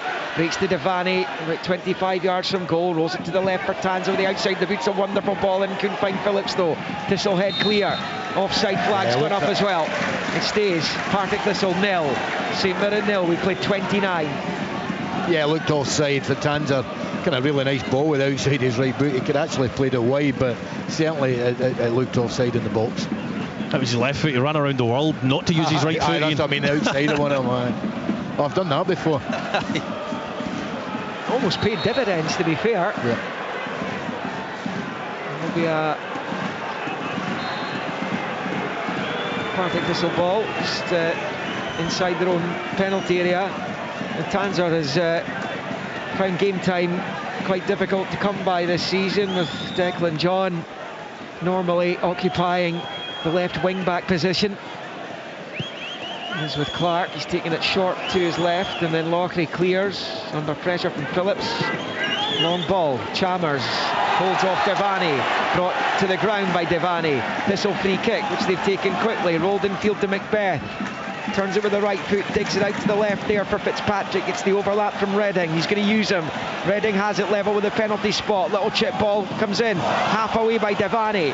Breaks to the edge of the area here for McPherson. Goes into the penalty box, rolls it to the right. A little ball across there by Crawford, cut out. And Alan Campbell will clear. He got it into a dangerous position. You just never know when it's going to end up if you manage to do that. Unfortunately for Campbell, he was in the end of it to clear. Here comes Thistle again down the left with Fitzpatrick. Fires it across, couldn't quite find Samuel.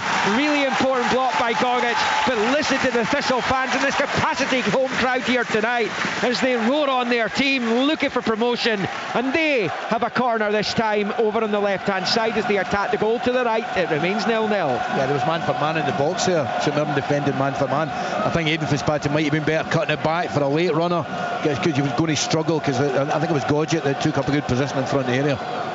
In swinging corner for Partick Thistle, and it comes, goalkeeper looked favourite, but it's been dealt with by Mandron instead. More height than distance on it, breaks the edge of the box, the volley at goal, blocked there by Campbell. Been interesting to see where Chalmers' effort was going there. Breaks back on the left side for Thistle as they try and recycle this attack.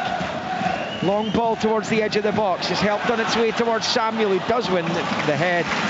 It is a weak one right through there to Sinclair. I think it was just trying to help on its way in the hope it would drop to a teammate on the 6-yard line. It stays Partick Thistle 0, St Mirren 0, and 32 just about played, and the referee looks as though it's a drop ball going on here, Rory. Yeah, I'm not quite sure.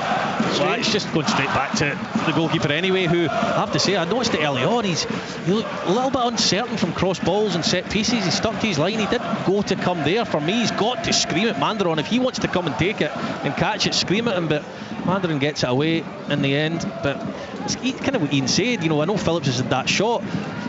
I think Devaney's been caught short, and now Tony Watts charging forwards, open up beautifully, he shoots and it's saved, still alive. Fitzpatrick's efforts blocked there by Devaney, who's a relieved man himself now as he shakes his head. It will be another Thistle corner. It is 0-0, but just when you saw Tony Watt bearing in the box, could he have taken another touch? Well, that's exactly what I was going to say. I mean, the space was there for him, it opened up. I think it was good movement away from the ball, might have been Alex Samuel. maybe one more touch and then maybe just try and curl it in one of the corners or go across the goalie. But basically it was straight at the goal. He got good power on it, but that's Thistle's best chance, no doubt. The thing is well, I mean, for all St Mirren have had, I know Phillips had that chance, Thistle looked more likely. Yeah. And here comes the corner, into the box it comes. The Thistle head wins it. It was Ashcroft headed away though. Back in by Crawford with the head. Away by Gogic. O'Hara helps it on its way.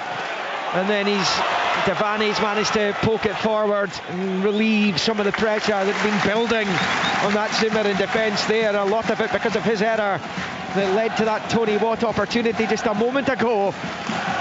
He'd be so annoyed because he catches that better. It takes another touch as O'Hara goes in a little bit late. The ref's allowing play to continue. Doesn't see it as a foul. Mandron charging forward, midway inside the Thistle half. Rolls it out to the left for Phillips. First time ball low back to Tanzer. Infield to Devaney.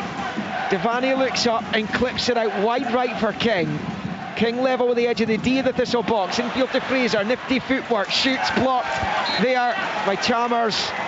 And then away it goes, and the referee's blown his whistle, and now it's going to be in fact it was Macbeth who blocked it. It's going to be a Thistle ball against another drop ball. I think it hit the ref, Liam. Must have done, yeah. What did you think about the challenge just before that? I thought his foot looked up. I think he gets the ball, but it did look a little bit questionable in terms of the angle of his foot, and if his studs were shown. So that was Mark O'Hara, wasn't it? Had the ball ended up in the net, it would have been interesting. I don't think it was a red card, but certainly looked like it could have been a foul. So if the ball had ended up in the net, it would have been interesting to see what they would have done. But we've had enough of those decisions over recent weeks, I think, Liam.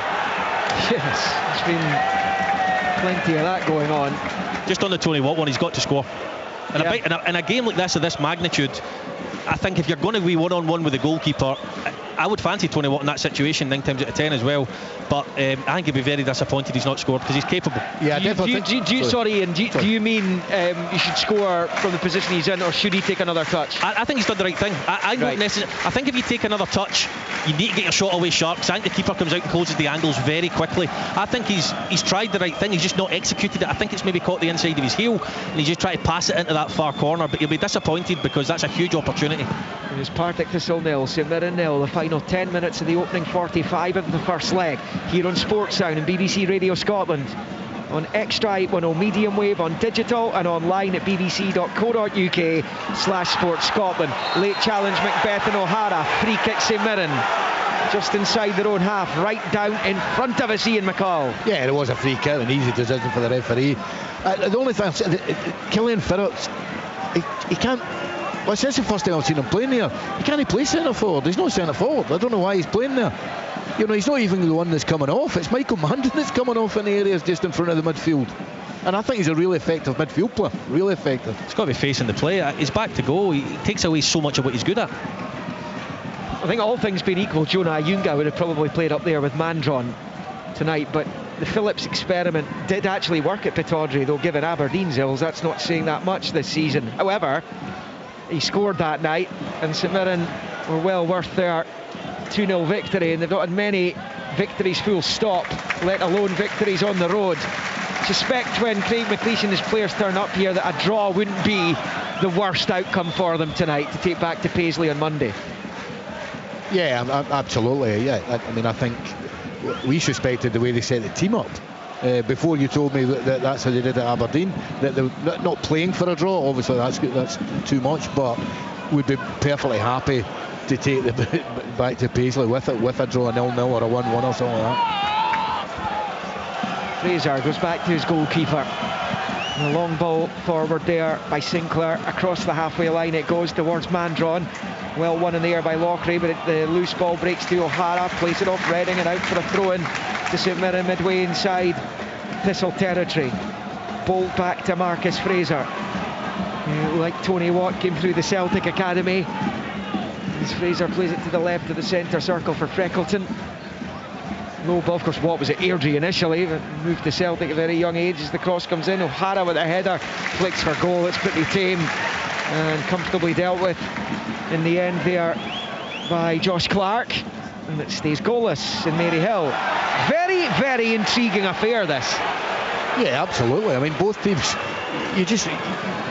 it's really, really even. Both teams look really frail defensively.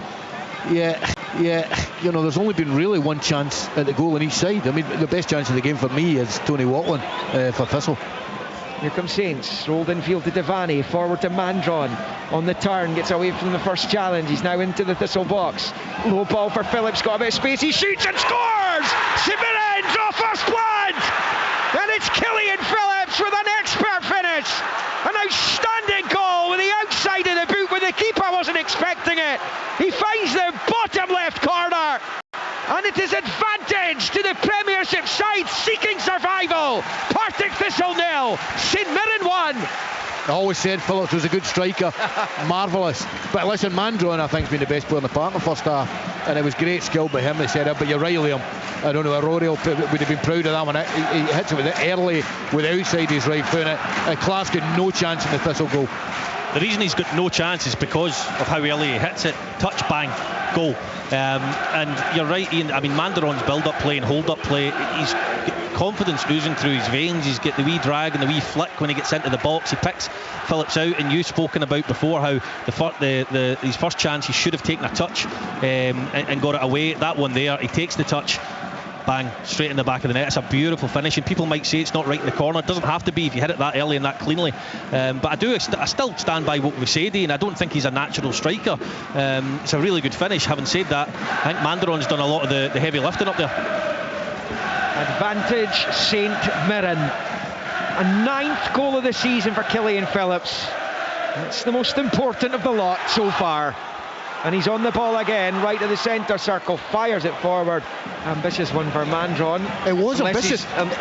Unless he's trying to catch keeper off his line. Oh, well, I think you might be right, because that wasn't that hard. I know it was a defence-splitting pass, but if he saw it early enough, it wasn't that hard pass to play. Great movement by Mandron, and he was onside. You just got to kind of find the right way of it. And now this is a really important phase in the game for Partick Thistle. Phase in the game, phase in the tie as well. I mean, Thistle aren't going to get those fouls. It must have been about 10 times now. The goalkeeper plays it out to Ashcroft, and Ashcroft isn't quite sure what to do with it. He tries to play the man, and inevitably ends up getting booted up to Samuel, and Gogic is just holding him off. It's never a foul in a million years, and they continuously do it. McPherson for Thistle, looking to react here in the St Mirren half, out to Chalmers, level with the 18-yard line. Now he's taking Tanser, trying to lead him a merry dance, but the cross is poor, it's wide, it goes over the bar as well. It's a goal kick to St Mirren, who lead 1-0 in Maryhill. Many of the supporters heading to the kiosks for beat the queues for their half-time refreshment. And Ian, right now, I mean, the one thing from Mark Wilson's point of view is that they're very much in the game. They've been playing well. They had the best chance of the match before that goal goes in. However, they cannot afford to concede again. No, I mean, I think sometimes the game is really quite open, as was all said, and I think that Mandron is having a real big influence in the game. And if you look at Mandron playing at the very top of his confidence, and Chalmers for Thistle, who's a key player for Thistle, is playing with very little confidence just now, it's a big change. Tony Watt driving down the far side, well defended though by O'Hara. He wins it back for St Mirren. He has it infield to Devaney, and now it's with King, and the big switcher play out to Tanser, who kills it on the chest on this far side, rifles it forward towards Campbell, faced by Crawford at left hand side of the Thistle box. Back to Tanser, whips a really deep cross ball in, and it comes all the way through to the other side. O'Hara's onto it here as he tries to win a throw-in for his team. He's lost it, but King picks up the scraps back down the right side there to O'Hara, right in front of the office block, if you like, at the end of the main stand where the tunnel is. And then Thistle win it back, and down was Fitzpatrick, fouled by Devaney, who's been summoned by the referee, and he's going to be the first player booked in this Premiership playoff final. The St Mirren lead 1-0, 3 minutes shy of the 45-minute mark. That comes from Richard King. Richard King was just so lazy. He took up a terrible position. He should have been on the balance to try and get the pass back from the outside right at the guy that was on the right wing. And then he was just sauntering, and he tried to foul Fitzpatrick first until Devaney got him. It was just laziness from Richard King. In the build-up to that attack, Tanser used the outside of his left foot again. I tell you what, aesthetically I could watch that all day. It was a wonderful pass again with the outside of the left foot. St Mirren have only won 3 of their last 18 games played away from Paisley. One of those was the League Cup final win over Celtic in December at Hampden. The others were in Falkirk and more recently Aberdeen. And that current run dates back to the League Cup semi-final win over Motherwell. Just 3 wins away from St Mirren Park since they beat Motherwell 4-1. Motherwell team under Jens Bertel Askew. If you missed the news earlier, he is now the manager of Toulouse in the top tier in France, having left Fir Park just a couple of days after the end of the season. As far as Motherwell are concerned, these two still going hammer and tongs, of course, tonight and on Monday in the second leg. Long ball, Watt flicks on, Samuel goes after it and then rolls it left hand side of the box for Fitzpatrick as Thistle attack. Fitzpatrick lays it back, chance for Macbeth, side foot efforts blocked by King. It's going to spin behind for the corner though. Good reaction by Thistle to going behind here, and Fitzpatrick will have another chance to send us into the St Mirren mixer. Yeah, it was a lovely pick out, an easy pass, but good awareness from Fitzpatrick. But maybe Macbeth could have been better just putting his laces through that one.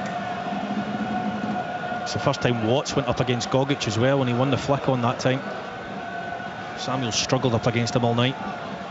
In swinging corner, the right boot of Aidan Fitzpatrick into the box. It comes a good one. The header's wide with a chance. Ashcroft holds his head in his hands. Massive chance. Glanced the header down into the ground and wide. And the Thistle fans around about us know just as well as Lee Ashcroft does how big an opportunity for an equaliser it was. It stays Thistle 0, Saints 1. Brilliant delivery, fabulous delivery. My only thought is that maybe Lee Ashcroft saw it really, really late. That could be the only reason he missed that, because if he didn't, it's an absolute sitter. In the Premier League though, St Mirren have lost at least 2 goals by this point, I think, because I think, you know, out with Livingston had a poor season. Most of the teams in that division are eating up those chances, because that was a huge opportunity for Ashcroft there. Yeah, you could tell by his reaction that he was really frustrated with himself as St Mirren give it away again. Thistle looking for a leveller before the half-time whistle. We've just about played the 45. There's going to be 1 minute added. We're into it. It's Thistle driving down the left. Fitzpatrick against Fraser, looking to win the corner. It bounces off the corner flag and out for a throw-in to Thistle, which is taken quickly. Now it's left side of the box. Macbeth rolls it back to McPherson, takes a touch and decides to roll it right side of the box. Here's Chalmers, in central position, dinks it with the left foot out to the far side as Thistle switch from right to left. And the referee spots his assistant's flag up, offside given, and it will be a free kick to Saints, and it's looking like the Premiership side are going to have the half-time advantage in the first leg. Yeah, it is, but I'm just annoyed at Aidan Fitzpatrick. You cannot get caught offside there. He's looking right along the line. You can't get caught offside there. Yeah, that's sloppy, and it could have been an opportunity for Thistle to find an equaliser, which could make all the difference from the close of business in Renfrewshire on Monday. And there's a free kick to St Mirren, which the goalkeeper Sinclair takes, and the referee blows for half-time. The 1 minute is come and gone, and St Mirren have the lead, courtesy of Killian Phillips. As we headed towards half-time, a really clever take from him as he knocked it with the outside of the boot into the left side of the goal. And that one going in on 38 minutes and coming after Thistle had spurned the best opportunity of the match through Tony Watt. They've had other chances as well. Fitzpatrick fired a wicked shot just past the right-hand post early on. And then Samuel found himself in after a mistake by King. Bounced off the goalkeeper, back off Samuel and wide, and St Mirren got away with that one. Phillips did have a shot saved up the other end as well, playing as an auxiliary striker really for Craig McLeish again tonight, and then he found his way to goal to put St Mirren in front, and then right in the stroke of half time from the Fitzpatrick corner, Ashcroft glancing the header down and wide. Huge opportunity missed to equalise, and that means at half time in the first leg of this Premiership playoff final, the scoreline sits at Partick Thistle 0, St Mirren 1. Scottish football lives here. This is Sports Sound. That is a beautiful finish! From BBC Radio Scotland. That is massive! The Saturday Show with Amy Irons and Stephen Mills. Haggis, whiskey and Willy Wonka. Yeah. That's what we're known around the globe for. What a night out that would be. Yeah, well, I'm not advocating this, but flogging, I think... flogging. Well, it's kind of fallen out of fashion. A woman of many talents, politician, footballer, actor now as well. It's a brass neck in it. My father-in-law just keeps calling me Meryl McStreep. Listen to The Saturday Show, Saturday at 9 a.m. on BBC Radio Scotland and Sounds. This is Sports Sound with me, Richard Gordon. We are live from Firhill. We're at half-time in the first leg of the Premiership playoff final. That is Partick Thistle 0, St Mirren 1. That's Killian Phillips' goal late in the first half. Highlights on Sportsy tonight, 10:30 on the BBC Scotland channel. And over the next few days, of course, Saturday, we'll have the Scottish Cup final, Celtic against Dunfermline. That's live on BBC Scotland radio and television. Sunday, Sports Sound will be on with the final round of fixtures in the SWPL. Once again, SWPL 1 going to the final weekend. This time it'll be either Rangers or Hearts who win the title. We'll have full live coverage of that. And then on Monday night, we will round things off for the domestic season with the second leg of this final again. Live on the radio with highlights later on the telly. It's just going to be a dramatic conclusion to the domestic campaign, as it always is. And then, of course, we'll kick off things for the national team as they continue to build up to the World Cup finals with that friendly against Curacao. Then they're off to the States. There will be coverage too of the match against Bolivia, which is the final warm-up game.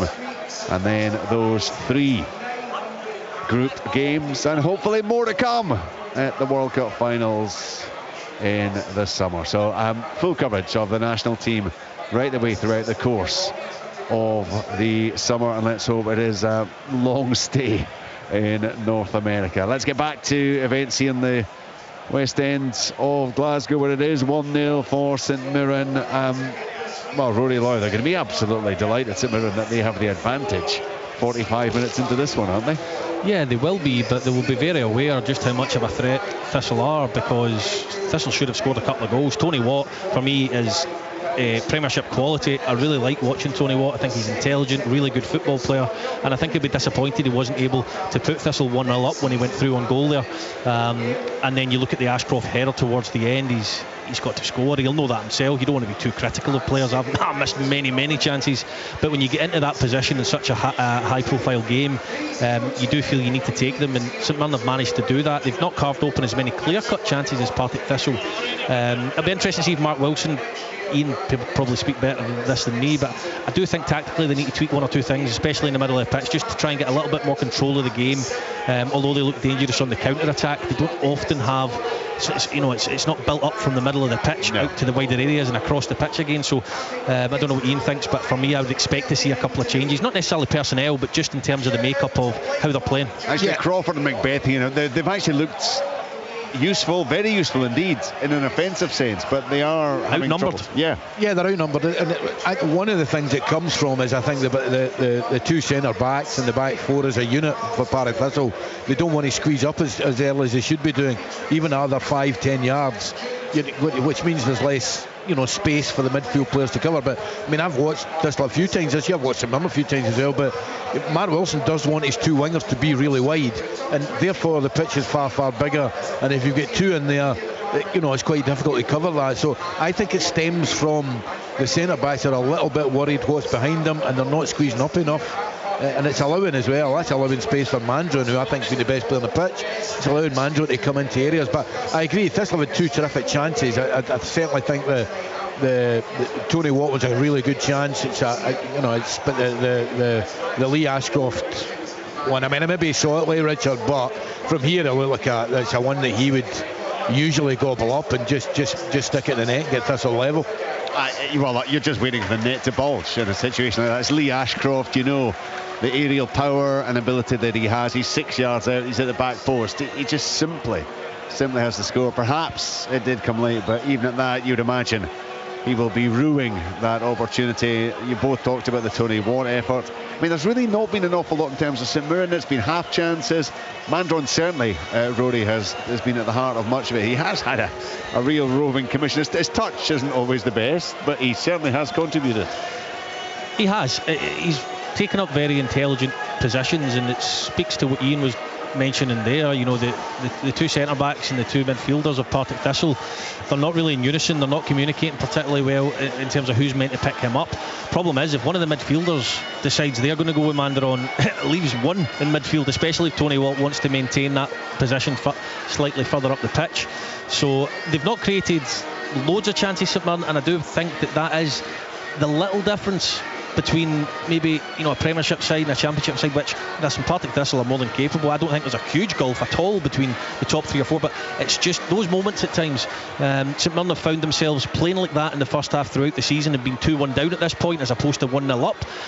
But I think Partick Thistle come out and create more chances in this second half. I think they'll want to go to Paisley with a lead, and I still think they believe they can do that. The Ashcroft one, I think he tries to be too precise, Richard. Right. I think if he just puts his head through it, and I think trying to guide it into the corner just skims off his head because the surface is so wet, the ball's wet, and it's just literally glanced off his fringe.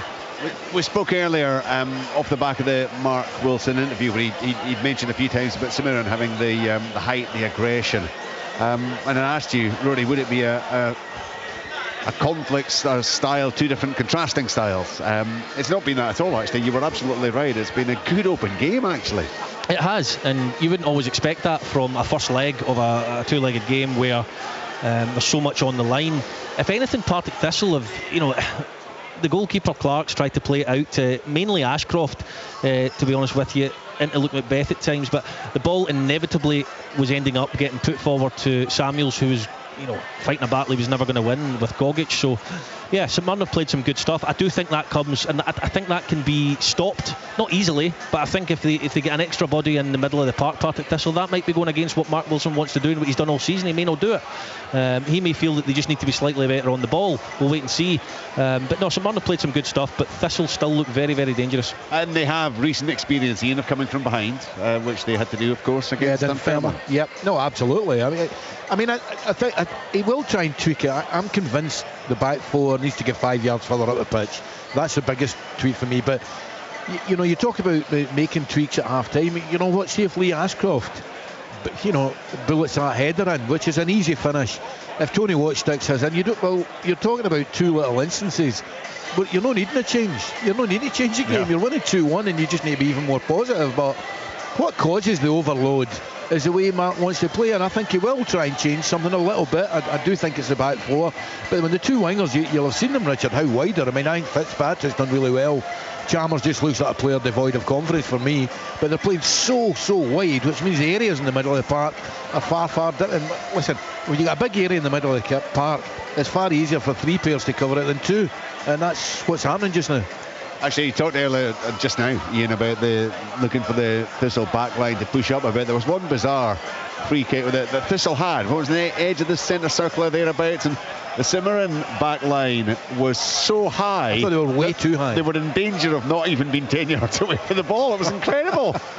Yeah, I mean, it was. There was so much space behind them. I mean, I don't know. That's maybe a thing that they're doing, but it seemed ridiculously high to me.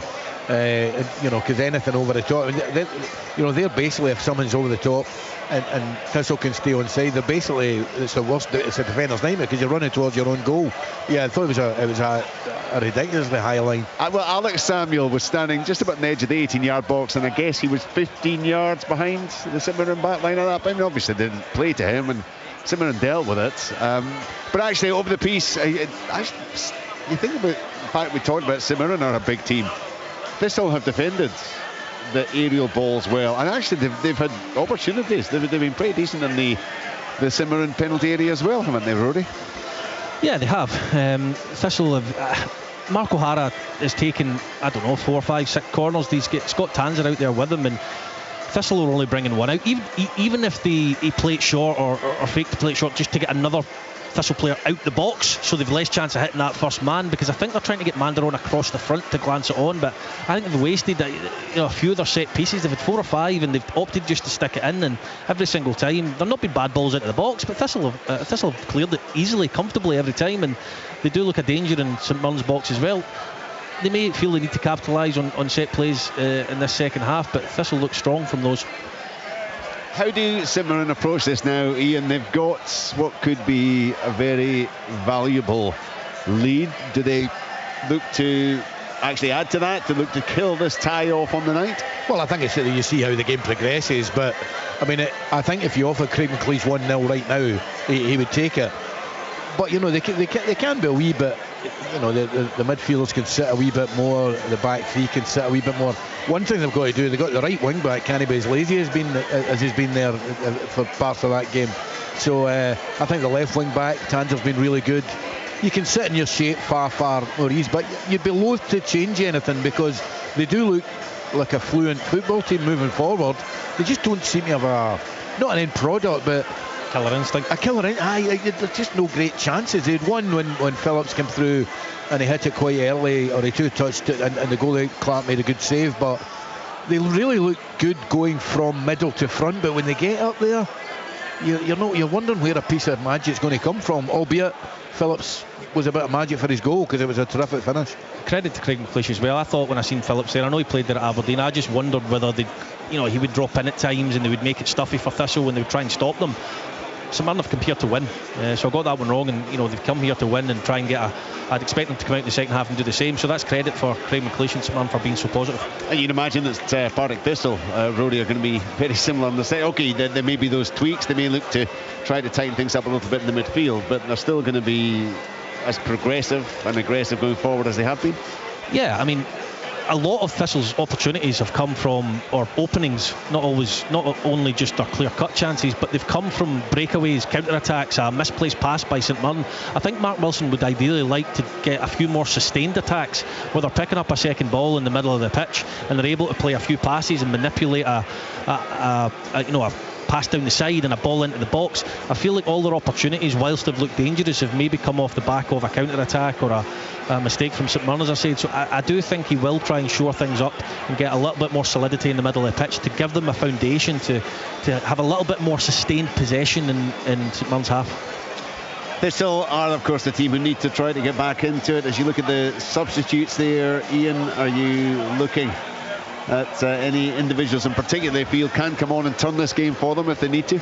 Well, there's one name that shouts out at you, Gary Mackay-Steven. He's turned down many a game in his career, whether he's obviously not what he was. But the first thing when I was looking there, Richard, it's as weak a bench for Thistle as I've seen the last few times it came, just because they're 4 or 5. Well, they're 2 players down already because they can't play. They're St Mirren players. The 2 or 3 others, would mean, that Stanley and Smith play, then 2 of the players that are starting make the bench far stronger. Same with the left centre back, makes the bench far stronger. I don't think there's a lot that he can put on to change it. The one for me is I just think Chalmers, who's had a terrific season, certainly the first half, I think he looks devoid of confidence, and that might be a change. Mackay-Steven coming on for him at some stage. You can hear the reaction from the Thistle fans inside Firhill as their players begin to emerge from the tunnel away across on the far side of the stadium. The St Mirren players coming out as well. They're going to go through their paces, well, not very many paces, but just that little sprinting exercise that a lot of the teams do when they come back out, just to get the legs moving again. The substitutes who have populated the pitch all begin to wander off, and got to say the home fans are giving plenty support to the Partick Thistle team, who are trailing St Mirren now. Their fans in the Colin Weir stand, up on their feet and applauding those players who have carved out a half-time lead here in the first leg. So 1-0 it is for St Mirren against Partick Thistle. Full live second half commentary on Sports Sound and BBC Radio Scotland with Rory Loy, Ian McCall and Liam McLeod. Well, St Mirren have won the last 3 meetings between the clubs. 3 before their Scottish Cup meeting, being in the League Cup groups 2020, 2021, which were won by St Mirren. A Thistle victory in 2017. And Thistle's last win over St Mirren, a 5-0 thrashing in the League Cup groups in that 2017 campaign. The Saints 3 wins in succession against Thistle. They've all come in Paisley. They've not won here since 2015 as the Jags kick off the second half, and Logan Chalmers has been hooked at the break. Let Sosa has replaced them. So that is one change for Thistle. It's the same St Mirren 11 that go back out for the second 45. as the long ball's pumped out to this near side and out for a St Mirren throw-in deep inside their own half. Did hear Ian McCall say at half-time there, and I think he might have mentioned it in the first half, that Chalmers looked a little bit short in confidence. A weak ball out of defence though by the goalkeeper Sinclair. It's a poor touch by Fitzpatrick. I really should have been in on goal there, right hand side of the box, but it's back in the gloves of the St Mirren keeper, and it stays 1-0 to the visitors. And already a chance at the start of the second half. Absolutely, that was the second loose one. I think Thistle, it may just be the way the game started, but they look as if they've changed to back three and pushing wing backs on.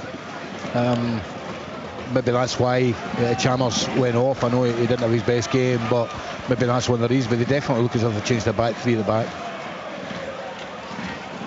So we've got Sionello Litsosa on the park, born in Lesotho. He was brought up in Scotland though. He's in the Celtic Academy.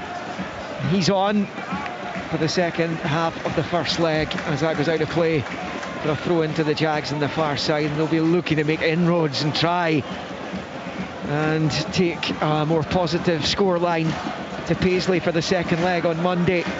But they've been much better at home this season. Partick Thistle really was their away form that saw them end up the season in the league season 11 points adrift of champion St Johnstone. So it comes all the way back to the Thistle keeper Clark clears with the right foot. St Mirren actually have scored in the league. They scored 8 more goals away from home than they did in Paisley. And despite their problems on the road, they seem better in front of goal when they're on their travels. Thistle have the ball wide on the right. A chance to drive forward with Fitzpatrick, and it goes out of play off a St Mirren boot and out for a throw-in over there. I bet you'd wish this was at Hampden. The amount of goals they've scored there this season, St Mirren. I know. I watched them absolutely dismantle Motherwell. Yeah, 4 that night, 3 in the final against Celtic, and then another 2 in the Scottish Cup semi. The standard of some of the finishes as well was incredible. Going to the far side for the Jags. They try and keep this attack alive, but it's headed away by Campbell up towards Mandron, who nods it towards Phillips.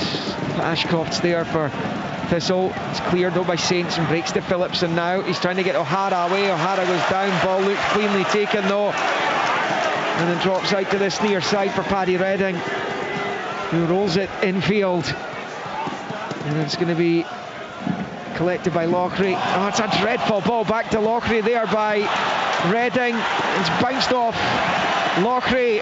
Phillips ball forward. I think he's trying to control it, move it into his own path there. Clearly feels it's come off Lochrie's hand, but no free kick, and he's really frustrated with that decision. As Killian Phillips, the man whose goal separates the teams. Edgy start to the second half from both teams. It stays 1-0 St Mirren though. It certainly looked a handball from where I could see it. Long one up towards Tony Watt, right side, the right angle of the box. St Mirren penalty area up against Freckleton. Low ball in's blocked and cleared, and Tanzer picks up, and Campbell is obstructed. But the referee says no free kick. Throw in Thistle instead. And it's well played over on that right hand side, and they've got it here with Crawford. Dinks it into the Saints box, clear by Gogic. Breaks to Watt, who rifles at their goal, and it bounces out off the Cypriot and out for a Thistle throw in over on the far side. Thistle 0, St Mirren 1. Yeah, Thistle definitely went at 3 at the back. I think somebody's going to have to. I think Mark Wilson wants somebody to go try with Mandel when he comes off. In comes the cross into the St Mirren box. It's dealt with well there by Richard King. St Mirren get it away. Here's Mandron with his back to the opposition goal. Back to Devani. He loses out, but breaks kindly for Fraser, who fights Mandron. Now O'Hara rolls it wide right. The St Mirren go left to right. The black with the red flashes. Partick Thistle in their yellow, red and black, shooting right to left towards the southern end of the stadium. St Mirren towards the Lambie stand. Left to right as we watch from the back of the Jackie Husband. It is Campbell for St Mirren who are on the attack. Out to Tanzer on the touchline. Back to Campbell, who goes all the way back into his own half for Gogic. And under pressure from Watt, manages to push it back to his goalkeeper, who rolls it forward to O'Hara and then back to Gogic. Played it out well on this occasion. It always looks good when they do manage to play it out from the back. Not so much when they give it away in bad areas. But here's Campbell knocking it forward for Mandron, trying to drive forward. He had a fistful of Ashcroft's jersey, but the defenders reacted well anyway. Finds Litsosa, who shifts it back to the edge of his box for Lochrie. He bends the ball forward. It's helped on its way by Fitzpatrick on the near side. Down goes Fraser, no foul. Gogic gets onto it in any case and clears. Thistle will have a throw in on the near side. It's pretty frantic out there since the break. It is, and I'm still trying to work out where Aidan Fitzpatrick's playing. I mean, I think he's just got a free roll behind the two strikers. It certainly is going to pull over to this left-hand side, but definite change of shape for Thistle. Roll back into his own half here for Loughry. Thistle found themselves behind in league games 14 times this season. They found an equaliser on 10 of those occasions. In fact, they've gone behind in 2 of the last 4 home matches here but haven't lost, including against Dunfermline 6 nights ago in the semi-finals of the playoff. The goalkeeper's made an absolute hash of it though. Clark tried to take on Mandron, he's given it away. Now it's Campbell, chips for goal, chips it wide, well wide in the end, and that's another goalkeeping error that hasn't been capitalised on. It stays Partick Thistle 0, St Mirren 1, and coming right at the start of the second half when your team's already 1-0 down. Madness. It was absolute madness, and the Alan Campbell one, it was a great example of somebody making his mind up what he's going to do. The second before he received the ball, that chip was on, but the second 2 seconds it took to get the ball to him, the chip wasn't on. That's a major let-off there for Josh Clark in particular. Long ball forward, comes off the head of Freckleton, left of the centre circle, helped on its way by Campbell, who chases after it himself, but one back there by the Jags. And it's McPherson back to his keeper, long ball forward. Watt gets his head onto it, nods it out to that far side, but he also nods it out for a St Mirren throw-in. St Mirren have a 1-0 lead approaching the 52-minute mark. Rory Loy. Tony Watt's playing a lot closer to Alex Samuel in this half. I think that'll help as the game progresses, because in the first half, by the time the ball made it from the defence up to Alex Samuel, Tony Watt, it was really difficult for him to make the ground up and trying to predict where the ball was going to land, whereas if he's up there challenging in and around Samuel, I think we'll see the joys of that. An up and under forward there by Ashcroft into the St Mirren half, comes off the head of Fraser out to the far side. Tanser chests it back, it's calmly dealt with by Freckleton, but he's given it away in the end. Crawford knocks it forward to Samuel. Now it's with Watt attacking the St Mirren box, shows too much of it to Tanser, who clears down that far side. It's with Phillips, knocks it into the path of O'Hara, flicks it back right side here for Richard King, who's a goal scorer along with Phillips in that win at Pittodrie a week and a half ago, a couple of weeks ago now, as Freckleton picks up, it's Tanser, and back to Freckleton, and a foul over on that far side, and that will be a free kick to St Mirren, about level with the edge of the centre circle in the Thistle half. Yeah, that win at Aberdeen was a week past Tuesday, 9 days ago. There's so much going on in Scottish football, you lose all sense of time.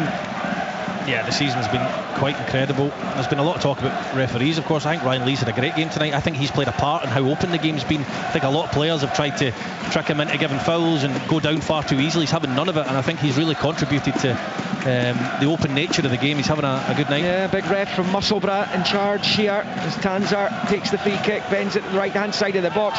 King going after it, he can't get onto it, it goes over the byline. Samuel went down wanting a free kick. It's a goal kick to Thistle anyway. It stays 1-0 to St Mirren as Ashcroft rolls it to his right, and it's knocked in field to Letsosa, right side of the centre circle, carrying it over to this near side, rolls it here, an opportunity for Keane Loughry up the line. It goes to Redding, takes a couple of touches, bends a brilliant ball in, and it's headed away by Freckleton. It's an outstanding cross into the box. Yeah, well, that's not from a great area either. You know, he never got to the byline, but it was just curled it round. Brilliant cross. This will have it wide on the right, trying to get the cross in from the far side this time. Bounces off Devani and out for a Thistle throw-in, taken quickly to Letsosa. And he comes in field and turns it back the way. Loughry, clip ball with the left foot, flicked on there by Redding. Ball in a moment ago was outstanding. It's St Mirren struggling to get this away here, but Watt's returning from an offside position, which will allow Fraser to clear from deep inside his own half. Long ball, Phillips with the unintentional dummy there, I think, but it's mopped up in any case by Macbeth. He tried to flick it to Mandron, he should have taken it in himself. And there's a real waste from Fitzpatrick at the edge of the St Mirren box, trying to reverse the pass to the left side of the 6-yard box. He's got it all wrong, and it goes behind for a St Mirren goal kick. St Mirren leading this Premiership playoff final 1-0. It's small things like that where he's got to take the ball in. because as I said, he tried to flick it with the inside of his foot to Manderon. He's got to take it in himself, be strong and hold the ball up. I just don't think that is his first instinct as a midfield player to do that. Do you think Thistle need to go to Paisley with at least a draw tonight, Ian? I mean, well, Mark, think I'll say about last season when United beat them here 1-0 and they went down to Somerset and won 2-0. Yeah. So you've got to think, I think we should remember, a full house there, Thistle having 1,500-1,600 supporters. If they don't get on level terms, I'm not saying they can't win, they can't turn the tie around, but St. would be big favourites, I would suggest. Thistle made a fist of it in the Scottish Cup, of course, in Stephen Robinson's last game in charge, going through 2-1. Goals came at a brilliant time for Saints that night before the break. This was a contentious penalty. Thistle were aggrieved about. He's dug out here by Macbeth. He wants to dink it left side for Reading. Now he could attack the St Mirren box to Sage to play it out to Watt, wide on the left. He's got a really good ball into the back post, headed away by Tanzer. Fitzpatrick tries to hit it, pulls the trigger, it's blocked. Breaks back out for Thistle wide on the right side. McPherson looking for space to cross. He does so. It's another decent ball in. It's only half away. Watt heads for goal. Looking for the top right. He's put it over the bar. And it will stay Partick Thistle 0, St Mirren 1. We've played 11 and a half second half minutes of the first leg. Well, really good pressure from Thistle. We've been looking to the left-hand side almost the whole of the second half. They've been pressing and pressing. They've just not been able to make a clear-cut chance yet in the second half. Change of shape's made a difference as well. Latsosa's an extra body in that midfield, which is alongside Robbie Crawford, which has really helped out. In the Premiership this season, Rory, St Mirren, when we were talking about the first half, only scored 30 goals. Only 11 goals at home. Yeah, in a place which is notoriously, and I know this term is coined constantly, tough place to go, but the Smythe Stadium really was well known for being a difficult place to go and get a result. Even the bigger sides really struggled there, so for them to have such a drop in form is remarkable.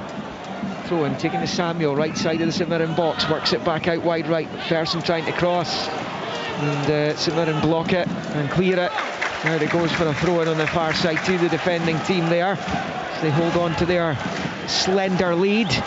They've got good players in those positions as well, you have to say. Adu is skillful. I think he's a very good player. I know they've lost one through injury, but Dan Lundulu's there as well. Ayunga was the unfortunate one to miss out. They've got talented players up the top end of the pitch.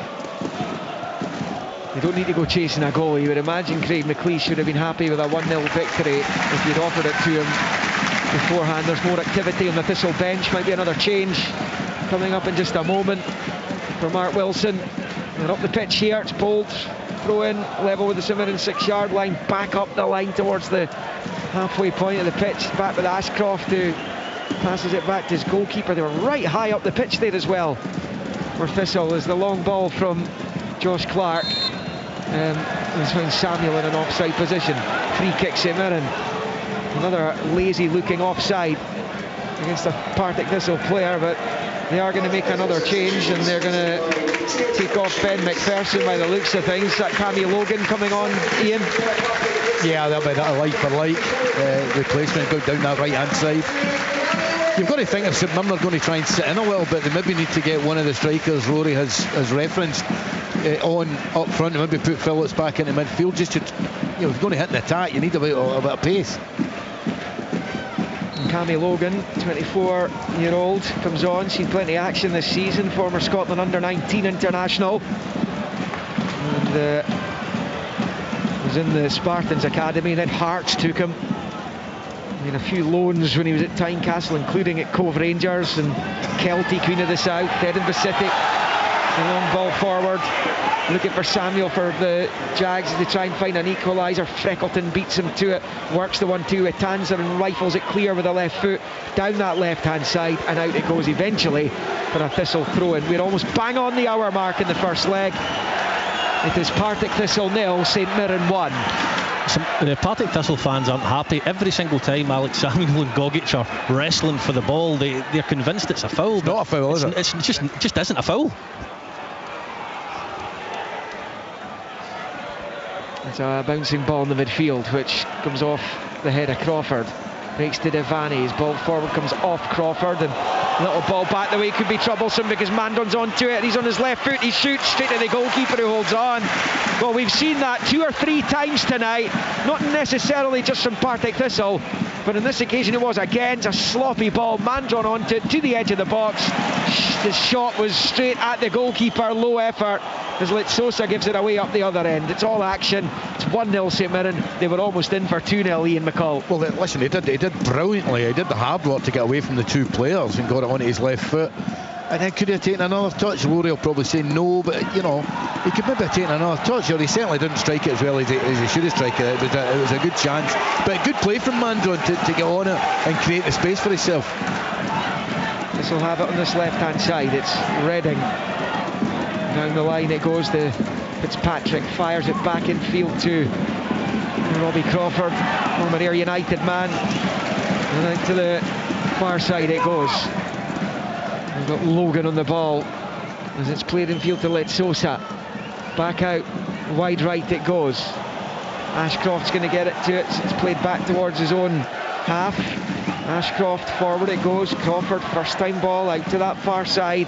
Macbeth pings it forward. It's knocked clear by King. Phillips helps it on its way into the Thistle half, and it's Ashcroft there to nod it all the way back to his goalkeeper. It is Partick Thistle 0, St Mirren 1, 61 and a half on the clock. Yeah, Phillips has just got to take that in, take that in and link and get his team up the pitch. He's trying to flick it around the corner again. Good turn by Litsosa forward to Samuel who goes down. No foul, but Thistle have the ball anyway. It's played down the right side of the box for Watt, level the 6-yard line. Pulls it across, huge chance, and an equaliser! Thistle level through Fitzpatrick! Brilliant play by Tony Watt down the right side of the Saints box. Wonderful ball, pulled back towards Fitzpatrick, who could not miss. It is Partick Thistle 1, St Mirren 1, as the championship side come off the floor to square the tie. Yeah, Tony Watt, I spoke about him earlier. He missed a chance of his own, but my goodness me, is he a good football player. Such an intelligent run down the side. You could see Ian's eyes light up because there was 2 Partick Thistle players in the box and there was 1 St Mirren player, and you're thinking if there's any man in the Partick Thistle side who's got the composure to pick one of them out, and it's a beautiful ball back. He lays it on a plate for Fitzpatrick, who duly obliges to tuck it home, but that all came through Tony Watt. Very, very good ball back and a wonderful finish to make it 1 each. Yeah, well, listen, it was terrific play. It does come from Killian Phillips. As much as he's done brilliant for the goal, it stems from him not taking the ball in and keeping his team in possession. It was an easy thing to take it in. He's flicked around the corner, given away possession, and from there Thistle built to score a goal. But I mean, how the Thistle ended up with 2-on-1 in the box is beyond me, and it's an easy finish from Aidan Fitzpatrick. And it's certainly given St Mirren something to think about now. Firhill has sprung to life. A sell-out home crowd here. There are some seats in the away stand, the main stand on the far side, but I'm not sure if there was a ticketing issue, because I think St Mirren had said earlier that the away end was sold out tonight. It certainly doesn't look that way, but still loads have made the short trip from Paisley. But as I say, we've been given something to think about with that Fitzpatrick equaliser.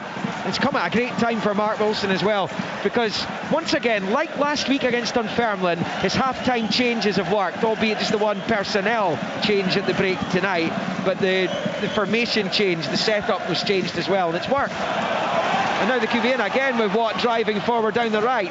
Fraser's shutting the door in his face though, and he sweeps it clear up the left-hand side with a left foot. Tanzer helps it on its way. 1-1 here, my goodness. What a tie we have here. As St Mirren get a free kick up the park. They made their way forward. Yeah, Luke Douglas has come on for Mark O'Hara. Liam, I'm surprised he's taken Mark O'Hara off. Very influential figure in the side, but he's chosen to do that. And Luke Douglas has started the way he finished on Sunday. You were impressed by him, weren't you, against Dundee United? He's very, very good. He can drop into areas. He's not scared to come and take a touch of the ball at 16. He can run the channels. His timing of his running, he's not scared to shoot. So looking forward to seeing what he can bring to the party now. But it was an ideal situation for Craig McLeish. Go 1-0 up, bring him on, try and stretch Partick Thistle as he was standing waiting to come on. Thistle equalise. Aidan Fitzpatrick's 36th goal for Partick Thistle as the free kick from Tanzer comes into the box and headed away. Campbell picks up down the right side of the box. King takes a touch, it's a low ball in, and Thistle clear. Campbell picks up the scraps, right side of the centre circle, infield to Tanser, who then works it back low out to Campbell on the near side, still in the Thistle half. Back to Marcus Fraser, and then along the halfway line for Tanser. Yeah, Craig McLeish, obviously I've worked with Luke Douglas in the youth team, and that's the thing, and you got McLeish in charge. As a chance for the youngsters as St Mirren come forward down the left, the chip ball back across by the young man and has evaded everyone, and it goes behind for a goal kick, and it will stay one apiece for now. Good feet though, really good feet for him to get round there, and he's just got to try and knock that across hard and low rather than dink it to the back post. How do you see this now, Ian? Well, I think Thistle merit that goal. You know, I think anybody here was watching it, they've started the second half far better, whether it's down to the change or... Oh, now Tanser's just brought down. I don't think that was ever a foul. Yeah, Thistle fans all think there should be at the very least a free kick there. I think it's straight offside as well. It was Logan who went down, I think. Anyway, St Mirren pick up the ball. There was no free kick according to the referee, as it's chipped forward by King and headed out for the throw-in by Ashcroft on this near side. And now the referee's getting some abuse from the home fans. Yeah, well, Thistle have just looked like a team that's had a really good season and used to winning and used to not giving up.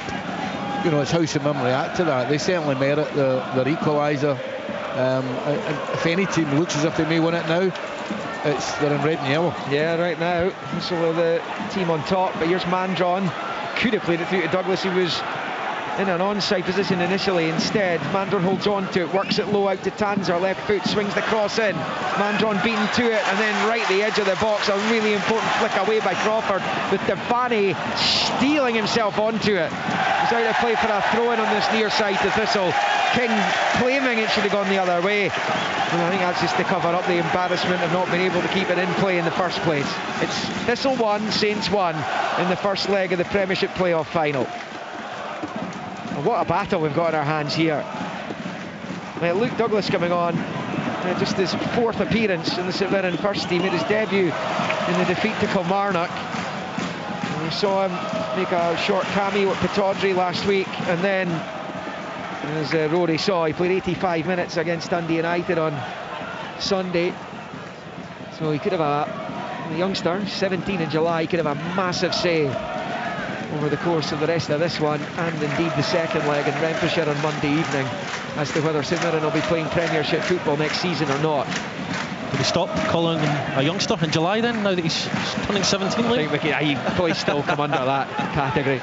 St Mirren come forward, it's right side of the box. Gogic in an attacking position here, looking for space to cross. He's at the byline, wins the corner, no, goal kick. He's not complaining either, so suggests the correct call, and it will stay Partick Thistle 1, St Mirren 1. 23 second half minutes played. We're into the final quarter of the first leg, Ian. It is absolutely in the balance. I mean, I think I'm not sure it's the tweak March made. I just think it was great play by Tony Watt, and maybe the fact that Aidan Fitzpatrick is finding himself a wee bit more central areas, playing in front of two midfield players, but you know, the overload in the box there, I think that's as much down to St Mirren as Thistle, I'm afraid.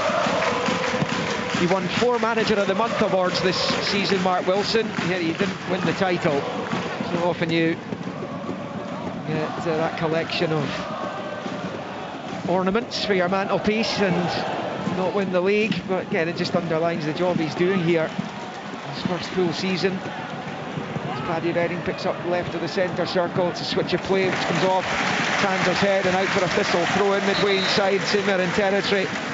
And there's going to be a change.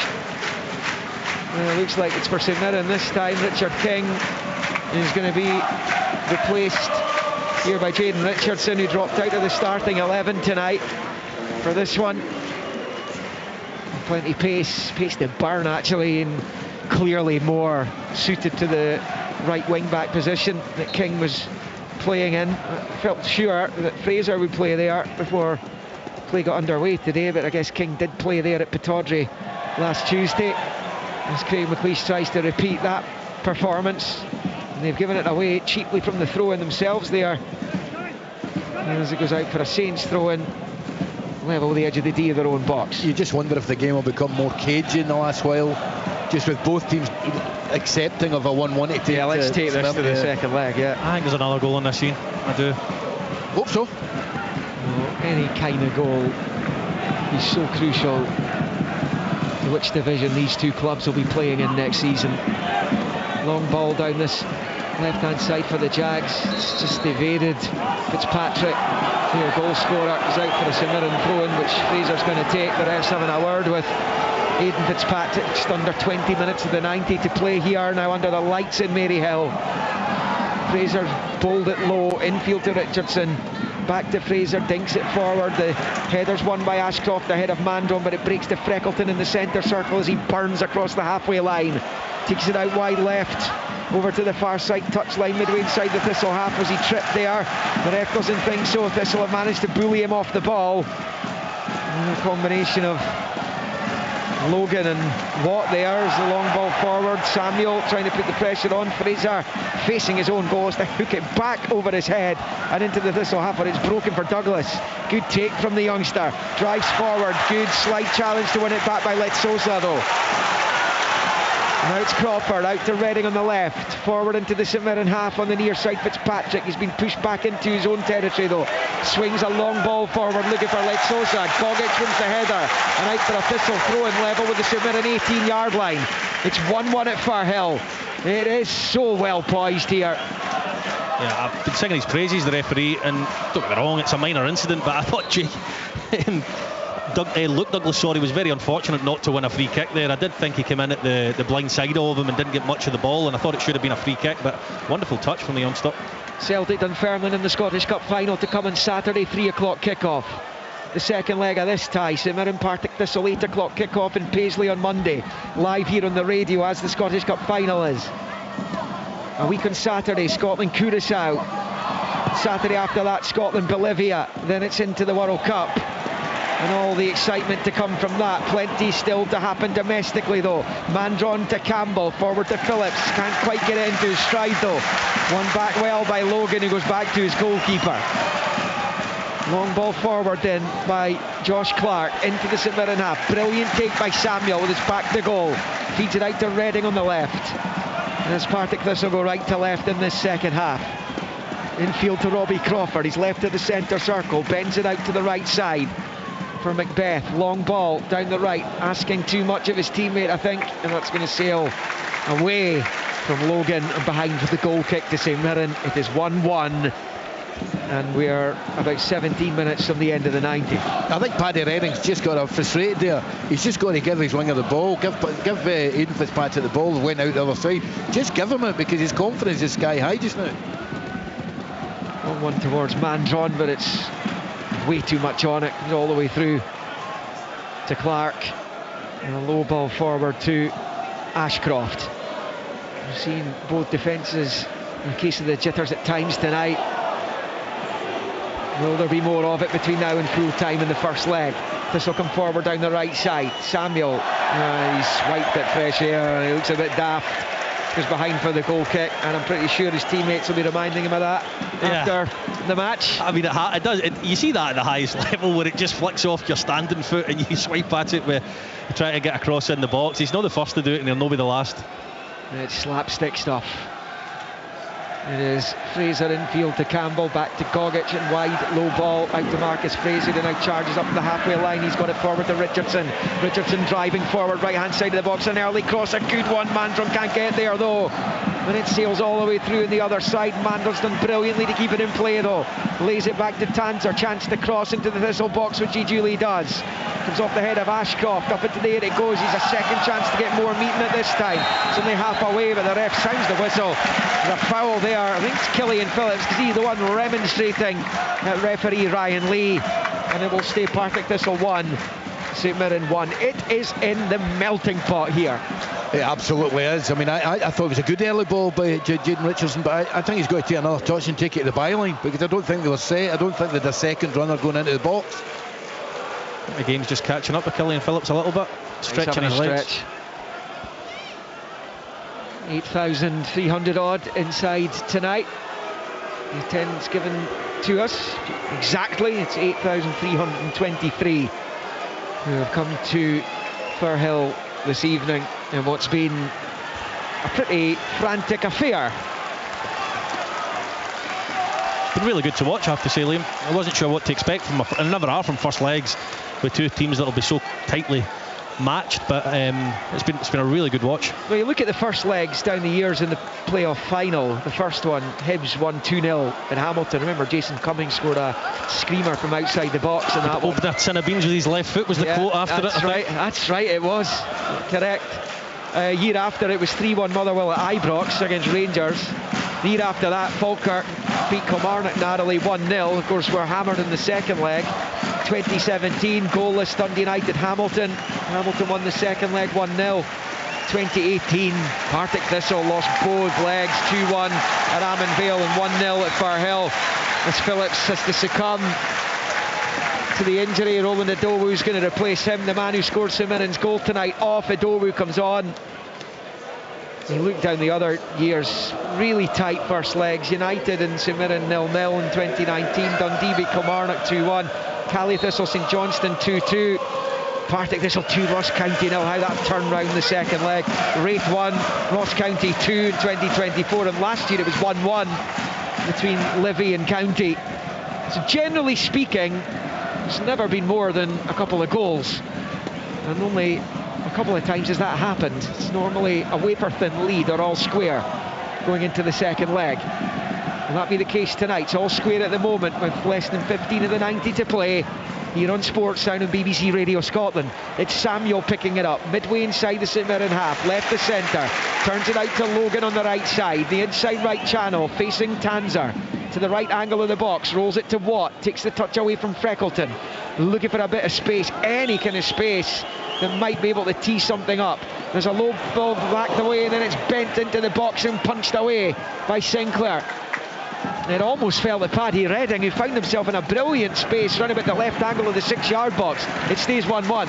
You just feel there's a winner coming for Thistle. You know, I know either team could score, but there's just a mood that Thistle could get a winner here. Goalkeeper, St Mirren not convincing. The ball is sliced away by Loughley for Thistle, because St Mirren were up the park that time, but Crawford completes the clearance. Samuels, he barged in the back, no, says the referee, did go down. Thistle still have the ball anyway. Wide in the left, it's Redding, forward to Crawford on the halfway line. Low ball in field to Litsosa, turns it to Macbeth, right of the centre circle. He's got Logan out wide on the right and uses him. Logan now cutting in field away from Tanzer, he's done well. Up to the edge of the St Mirren box, shows too much to Freckleton, he gets a vital touch. Thistle win it back quickly though. Redding, left angle of the box out to Fitzpatrick, level with the penalty spot, level with the 6-yard line. Now what a ball, but no takers.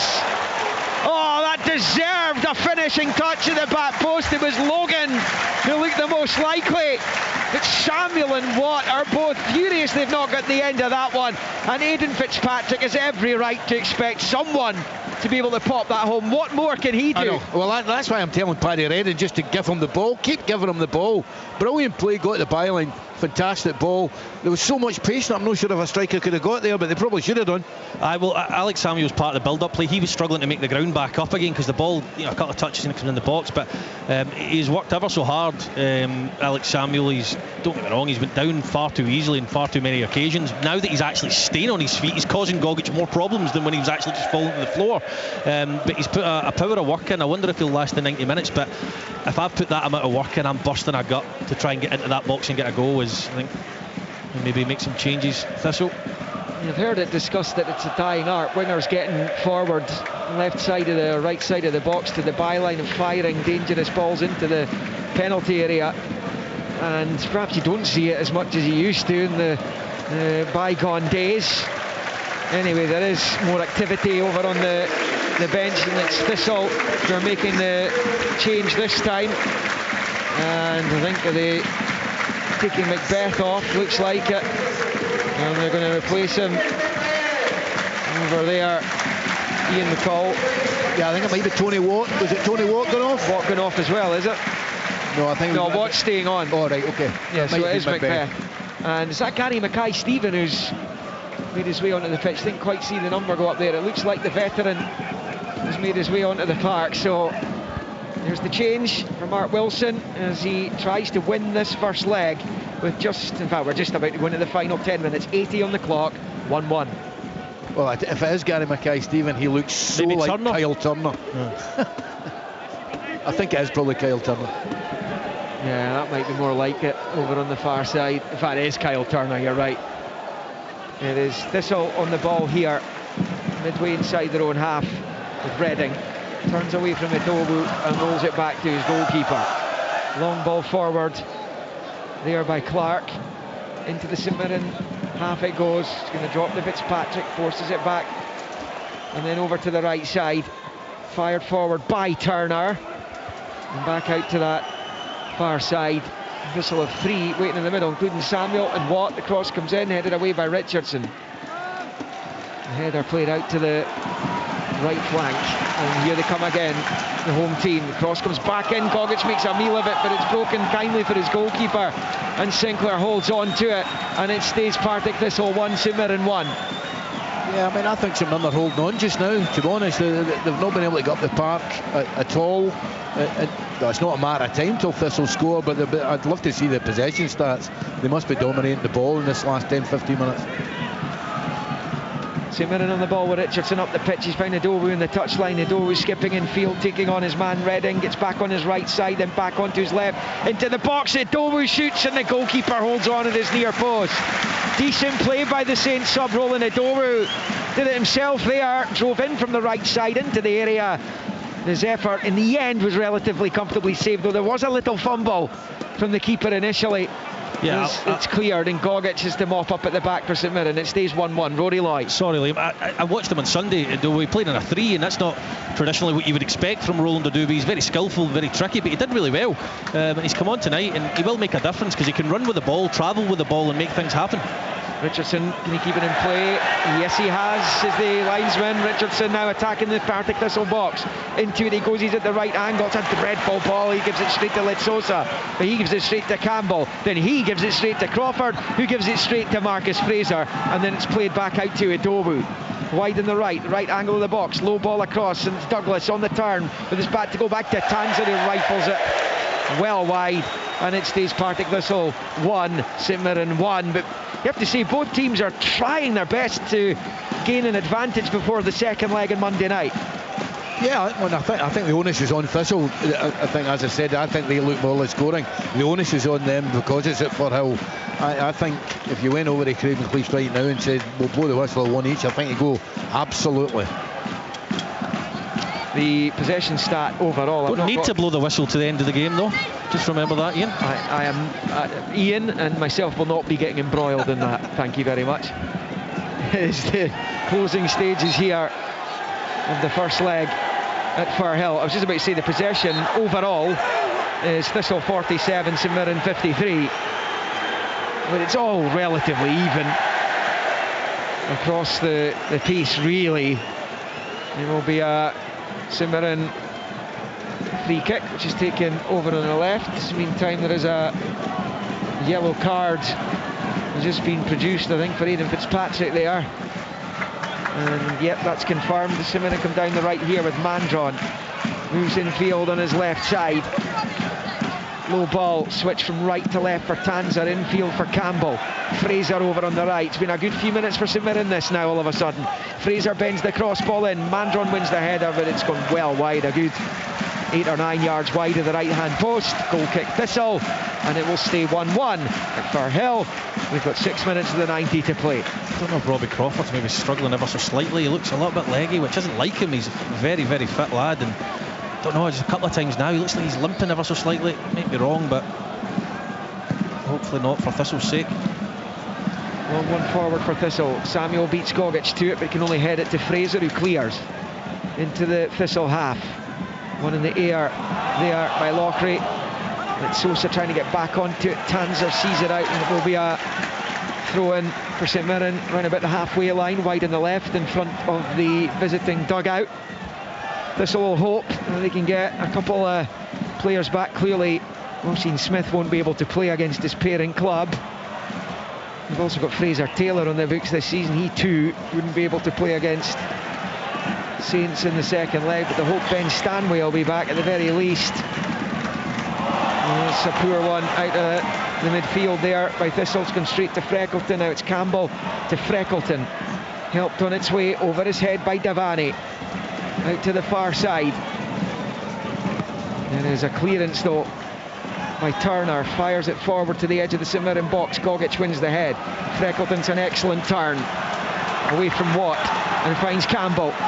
Campbell taking it up towards the halfway line. He's got Richardson wide in the right touchline. Campbell continues his run. Now he passes to Richardson. Mandron makes his move ahead of him. He's been tireless tonight, Mikael Mandron. He's on the ball here, the big striker. The right angle of the box. Goes back to Crawford. Then infield it comes to Fraser. That's a really heavy touch, and that allows the challenge to be made by Crawford. Watt can't control. It's Freckleton, and now it's back with Gogic, and suddenly it's looking like St Mirren are finishing the stronger in the final 5 minutes of the 90 here at 1-1. Mandron on the right side. Touches it to Edowu, level with the 18-yard line. Little step over, goes to ground. Bounces back up, still he's on it. It's away from Fitzpatrick, he's away from another challenge. He's into the box again. Edowu looking for space, rolls it back to Campbell. Delicate chip ball comes in. He can't find Douglas. He's claiming he was impeded, I think, there. And breaks to Turner on the far side. He's body checked. Thistle will have a free kick. The St Mirren fans are furious, and so are the St Mirren players, actually, particularly the man who was directly involved in it. And that will be a free kick to Partick Thistle, because that's not a foul. St Mirren could have been in behind. Yeah, I mean, I don't know what Rory thinks. I don't think it is a foul. I think he just reads the situation really well. The situation, and it's also it's the son of a St Mirren legend that bought the foul. Tommy Turner's lad, who played a big part in a championship for St Mirren. It's all a little bit tense now. A decisive leg to come. The most likely scoreline going into that will be 1 apiece as it stands right now. It's going to be another change for Partick Thistle. And this time I think it is Gary Mackay-Stephen who's coming on to replace Aidan Fitzpatrick. Ian McCall, the academy graduate, comes up with a big moment again for them. Yeah, I mean, I think he's been terrific tonight. He's looked really confident, really fit, really quick. I mean, he couldn't miss his goal. I mean, it was a great build-up play from Tony Watt, but yeah, he's done really well. He's been a real threat all night, and it's a level he could play at comfortably, and I think he probably hopes it's with Partick Thistle. Well, as it stands, there's going to be 4 minutes added on at the end of the 90. There's Mackay-Stephen, who comes on, and we've confirmed that there's going to be 4 minutes of stoppage time. Just come quite early. Still 2 minutes to 90 to play, I think. I'm going to just consult with someone else who's got a stopwatch. Yeah, no, 88 minutes. They've confirmed the 4 minutes of stoppage time. I think the fourth official, Don Robertson's gone a little bit early there, but anyway, it's Tony Watt as St Mirren clear up towards Mandron, who's bundled to the ground there by Lockery, and St Mirren have a free kick on the halfway line. 1-1. Can someone nudge ahead going into the second leg? Low ball taken, quick free kick to Richardson on the right, leaves it for Edowu, chops infield. He's done well since coming on, looks a threat. Rolling Edowu, back out to Richardson wide, level with the penalty spot. Now he goes to the byline. Richardson, he just took the touch to get over the line, and it's Richardson sometimes his decision making. He's obviously got caught in two minds there, and it's a real waste. What an excellent post he found himself in, right side of the box at the byline. Well, if you're caught in two minds, usually there's two options. The option was to either chip the ball into the box. Option two was just to run the ball out the park, and that's what he did. I didn't really see what he was going to gain or benefit from taking an extra touch there. He's got no grass left, so strange decision that, but he did really well in the first instance. Closing stages of the first leg of the Premiership playoff final here on Sports Sound and BBC Radio Scotland, 810 medium wave, extra on digital and online at bbc.co.uk/Sports Scotland. All the reaction to come. Scottish Cup final to come on Saturday. Celtic against Dunfermline Athletic at Hampden. Live here on BBC Radio Scotland. Monday, St Mirren Partick Thistle in the second leg. Another 8 o'clock kickoff, the final domestic match of a sensational season 25-26. on Saturday. Scotland against Curaçao, a week on Saturday. That's a 1 o'clock kickoff, earlier than usual for a national team match. The following week they play Bolivia at 9 p.m. UK time kickoff. And once again the 4 minutes is confirmed on the far side, a more timely fashion by Don Robertson. Free kicks taken and headed away by Mandron from inside the St Mirren box.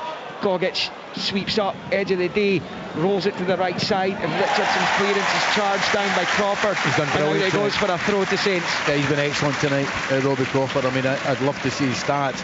I mean, I had him for years at Area 9. I know what he does. He does 10, 11, 12k in a game, but he's been all over the shop tonight, been absolutely terrific. It was a right good Ayr United team you had, wasn't it, when you think about it? I brought him here. He scored in a playoff game for me here with Thistle, and then we weren't able to sign him, but yeah, good player, great boy as well. Ayr United, was it Ross Doohan, Lawrence Shanklin, Alan Forrest? Fantastic side.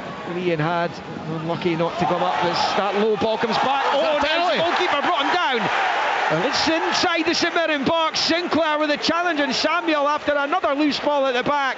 Samuel's onto it. He goes down looking for a penalty. He's not getting it, and there's not going to be any kind of suggestion of a VAR review. It's game on. It stays 1-1. Ian's first thought was a penalty, but clearly the VAR team don't think so. Yeah, should he be booked then? I think so. It might well be. That might be coming because the ball's still in play, isn't it? It's gone out now. He's been doing that all night though, Alex Samuel, I have to say. He's been going down very, very easily. Although he's played well. He's worked ever so hard, and he's got his team up the pitch at times through just being a pest. His link-up play in the second half has been pretty good on the deck as well. You can see why he's a cult hero here, though, can't you? As Richardson picks up for St Mirren, looking to try and get the winning goal on the night. Richardson in field to Campbell, just over 2 minutes at the stoppages to play. Back with Fraser, out to Campbell wide on the right, midway inside Thistle territory. Side football in field to Devaney. Then he shifts it to the left of the centre circle for Gogic. He turns it out to Freckleton on the left. Infield to Gogic again. He finds Devaney to his right. To his right's Campbell. He took his eye off it for a split second. Watt got a touch, but it's broken kindly for Roland Idowu wide on the right. Idowu for St Mirren attacking the box. Can they get their noses in front again? Here it's Idowu, chip ball towards the back post. Evaded everyone, and Douglas with his back to goal. Throws up his right boot to try get onto it, but it couldn't do so. And it goes out for a throw into Partick Thistle.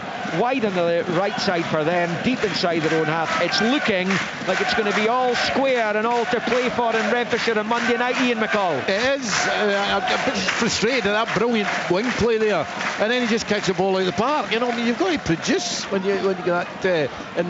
If you produce that great bit of skill, go and try and lay one on a plate for one of your teammates. But you're right, Liam. Finally paused. He can go either way, Roland Idowu as well, which is making it very difficult for the fullback of Partick Thistle to try and get a hold of the ball. He's got those snake hips and he goes either side. Oh, it's a slice clearance by Partick Thistle back into their own box from that far side. It's been cleared, mopped up in the end. Ashcroft helps out, and Thistle get the free kick for a foul on Samuel. I mean, he got it. It took him 90 minutes, but he got one. I mean, he's been on the ground. I mean, it must be 30, 40 times. Bizarre.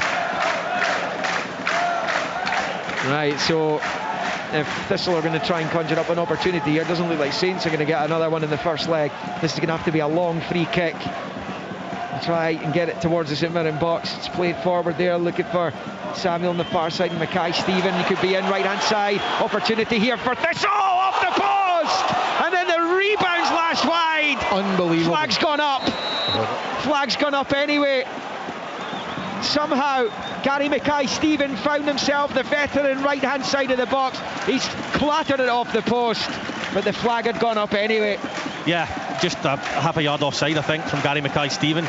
Just starts to the wrong side of the defence. Doesn't have to either. I think he had mentioned it earlier with Aidan Fitzpatrick. He's looking right along the line. There's no need to do it, but he'd been even more frustrated had it ended up in the back of the net. Really entertaining fair at Firhill. It's all over for the first leg, and it's all square ahead of the second leg in Paisley on Monday evening. St Mirren led late in the first half through Killian Phillips. Clever finish with the outside of the boot into the left side of the net to make it 1-0 to the Premiership team, who led at the interval. Cancelled out though, wiped out by Aidan Fitzpatrick. who turned the ball home after excellent spade work by Tony Watt. And Fitzpatrick was there to knock home his 6th goal of the season, and it could be a priceless one for Partick Thistle as they look to buck the trend for them in the playoffs. It's their 3rd go at the final, beaten by Livingston and relegated in 2018, beaten by Ross County on penalties in 2023, and they will go to Paisley all square with their Premiership opponents, and a ground that St Mirren haven't necessarily felt too comfortable at this season, and a ground that Partick Thistle have already performed well at this season when they did so in the Scottish Cup quarter-finals, beaten narrowly that night 2-1. The goals came at a good time for Saints that night. Thistle will look to try and get revenge when they go there to Renfrewshire on Monday evening. It's as well poised as it normally is after the first leg of the Premiership playoff final. Here in Maryhill tonight under the floodlights, it finished Partick Thistle 1.